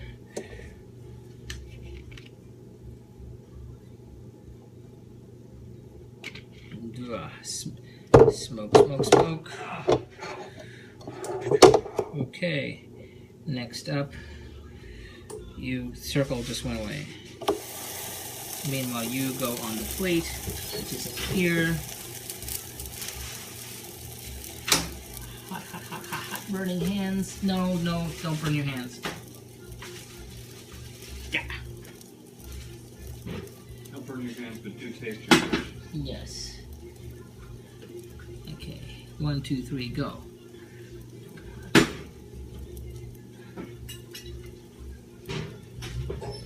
Okay. Great for Russian Thanksgiving. Which? Great for Russian Thanksgiving. What would be? What would be great for Russian Thanksgiving? I seem to have lost my train of thought. By the way, Russia.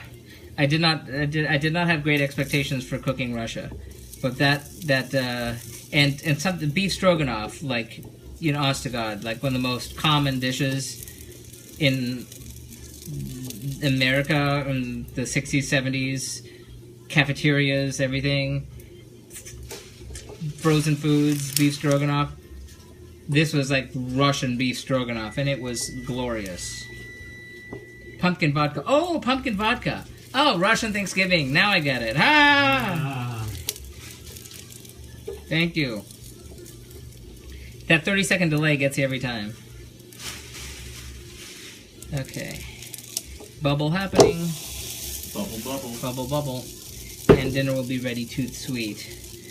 Soon? Yes, very soon. I just need to cook those two and then plate the salad, which will be on separate plates, just so you know. Well, I mean, you don't have to freak out.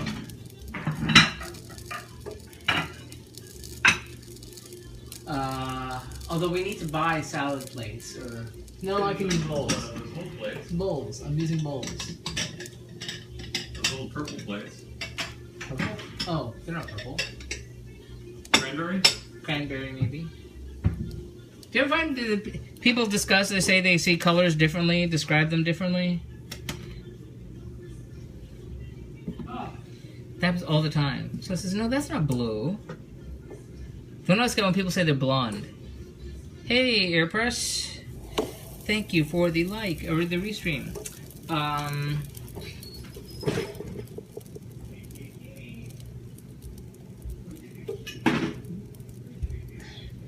You go in here.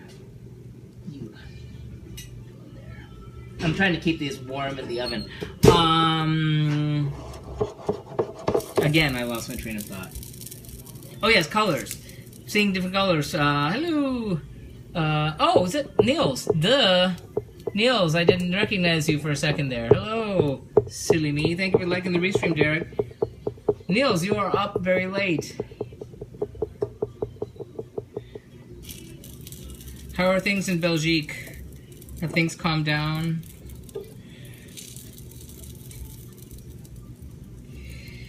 Ugh, things are, you know. Let's just talk about food, shall we? I need to put more sunflower oil. Look at that. Something's happening. Do you still know my name? Oh, of course I do. I just goofed. See, I'm used to thinking you as Niels. I'm not used to thinking of you as your handle. That's why. He's my Apple Watch buddy.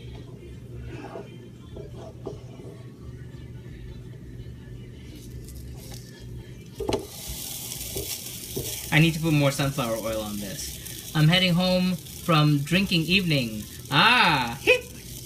Did you see Star Wars?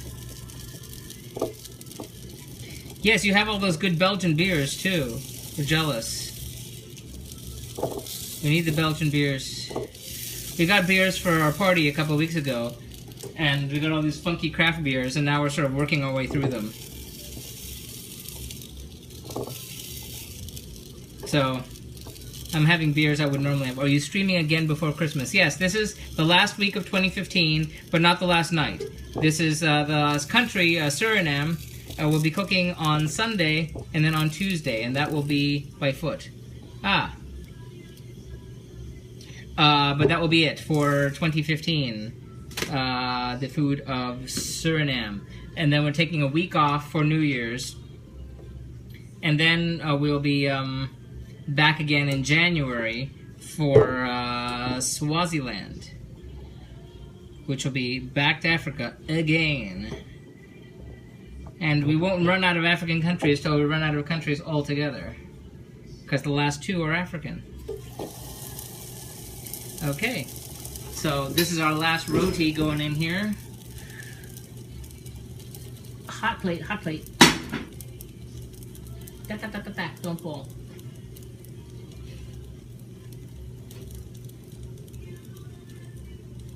Yeah. Okay. Yes, heavy Belgian beers, Chimay. Oh, we love that. We had some great Chimay the other day. Hey, Yolanda, how you doing? Thank you for the restream. We are on the last step in our smoky kitchen.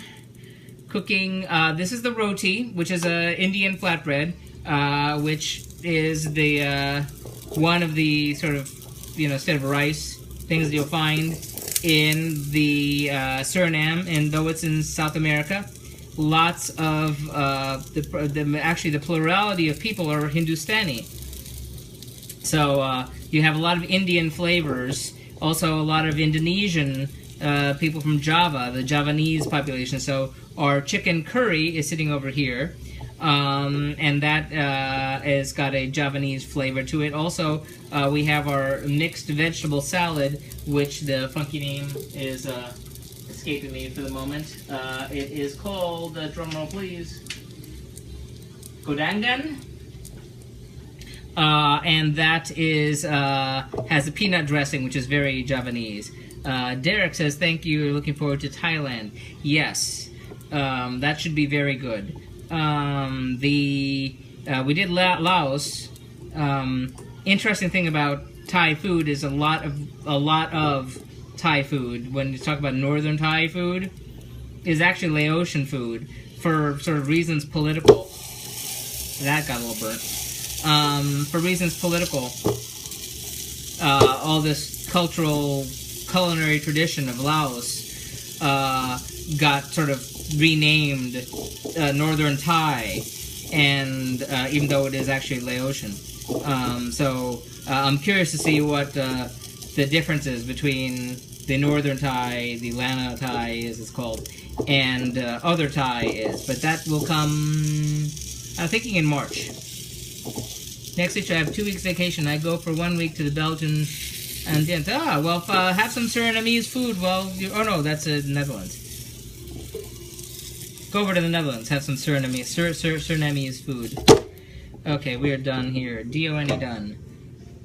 Okie dokie. Well, you know what? That's the last one of those. And it's hot. Hot. These are gonna get cut in quarters.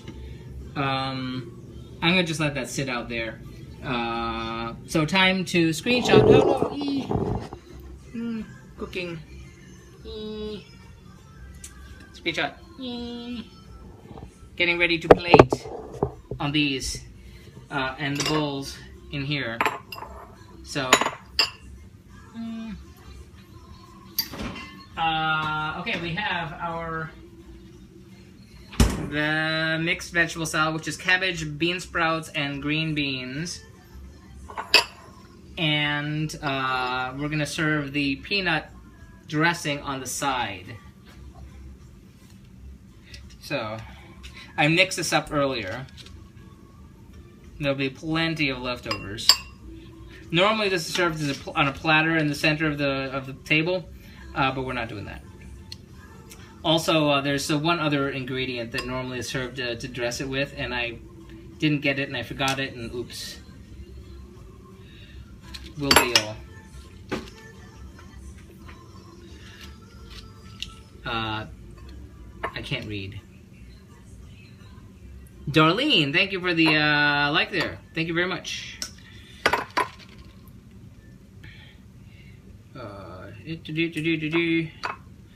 Get a couple more, another green bean on there. Okay, these will be the many leftovers. Happens when you have cabbage. You end up with a heap of leftovers. We're dressing it with the hard-boiled egg.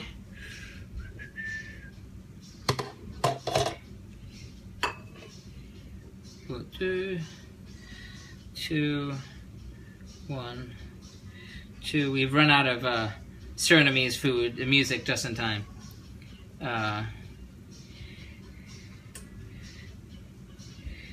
1, 2, 3, 4. Okay. And we're gonna get the hold that thought.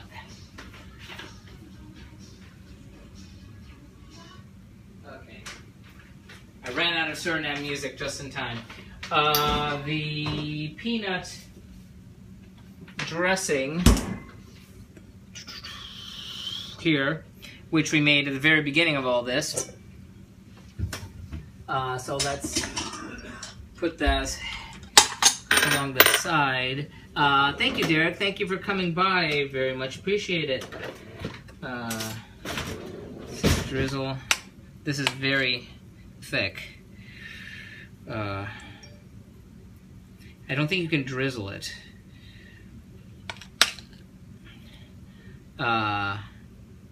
Hey. Okay.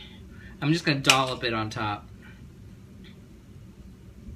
The peanut dressing, as opposed to the coconut dressing we normally drizzle on it, makes it more Javanese than the Hindustani. There's apparently versions of different dishes depending what subpopulation you are. There's going to be a different variety. Meanwhile, we have our roti that we made here. We're going to cut this into 4 pieces, as indicated. I'll use this because I don't think any of us are eating a whole one of these. Burning hands, hands burning, burning, hot plate, ow, ow, ow, ow, owie, ow, owie, ow, ow.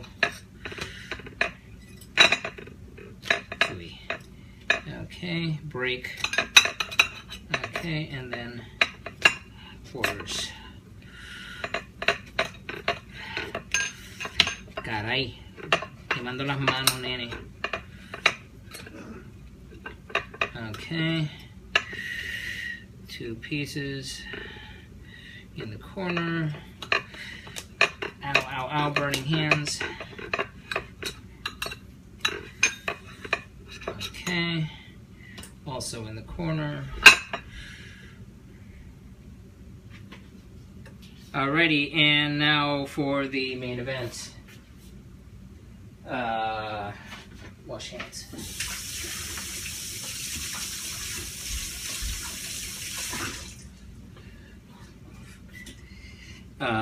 The coconut chicken curry coming right up.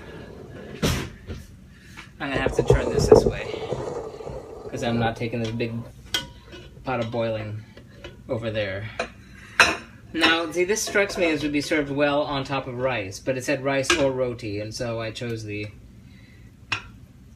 roti. But now I'm thinking I should have chosen the rice also, even though that would be more food.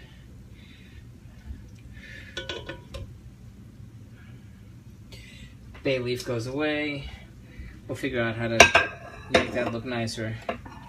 I mean, I don't want to put the salad on the same plate, because I don't want a hot and cold on the same plate, even though technically it could.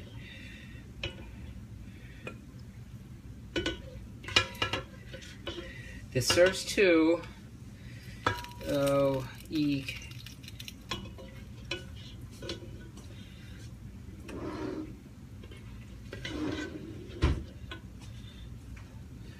Oh, I'm gonna have to clean this up seriously.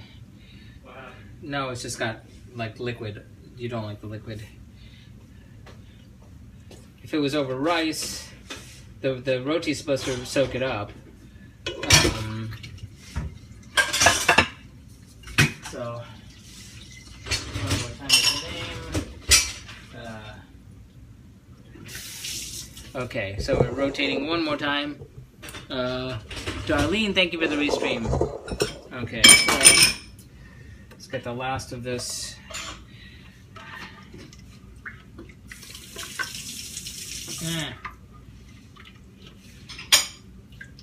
Yo, you know what I forgot to do?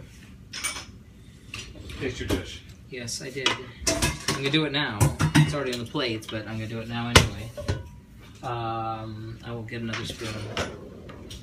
I was so busy with everything else, I forgot, and I need to season it.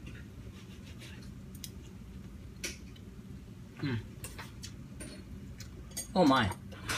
Damn, that's hot.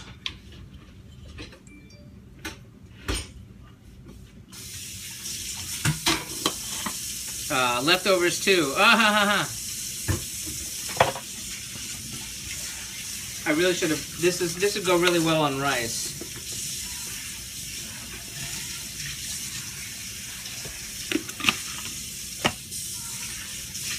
Yeah, still the water. Thank you.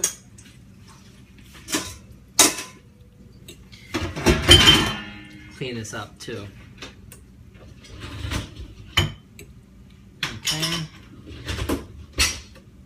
Okay, taste it one more time.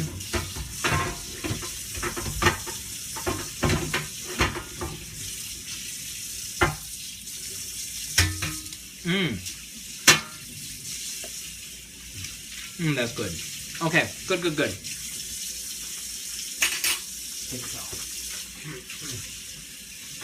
Clean up on all four. I will get you a better look in a second here, as soon as I wipe off the plate.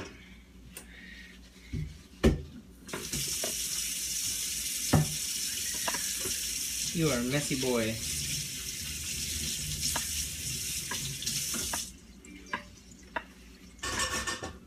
Okay. Ivanan, thank you for the like. Okay, so this is clean.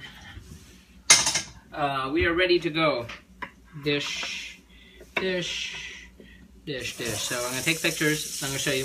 Looks great. See you again. Thank you, Hector. Thank you. You are a pleasure to have every time, and I look forward to seeing you. Thank you. So picture number one.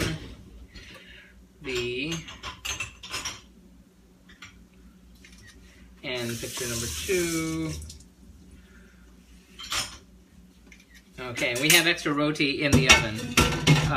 So one more time. This is night one of Suriname. We have our God, I can never remember the name. The Goedangan, the mixed vegetable salad with the cabbage, green beans, and egg, with the peanut dressing on top. And we have some extra of that for, could be even for a different dish another night.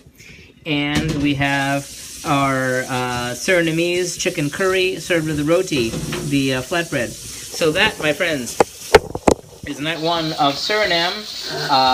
Thank you for joining us. We will be back on Sunday for night two of Suriname, and then night three will be on Tuesday, and that will do it for 2015. We're taking a week off at the end of the year. So thank you. Remember to like here follow on Meerkat. You can follow at cliffyland.com on Twitter, on Facebook. Look for Cliffyland, the Global Cooking Challenge, on Instagram, on Pinterest, and the blog is at cliffyland.com. And also, if you can, go to our YouTube channel. Subscribe. Just hit the little subscribe thing on YouTube. I'll be your friend forever. Thank you so much for joining us. It's been great. Have a good night. Have a happy weekend. Enjoy watching Star Wars if you're doing that. Bye.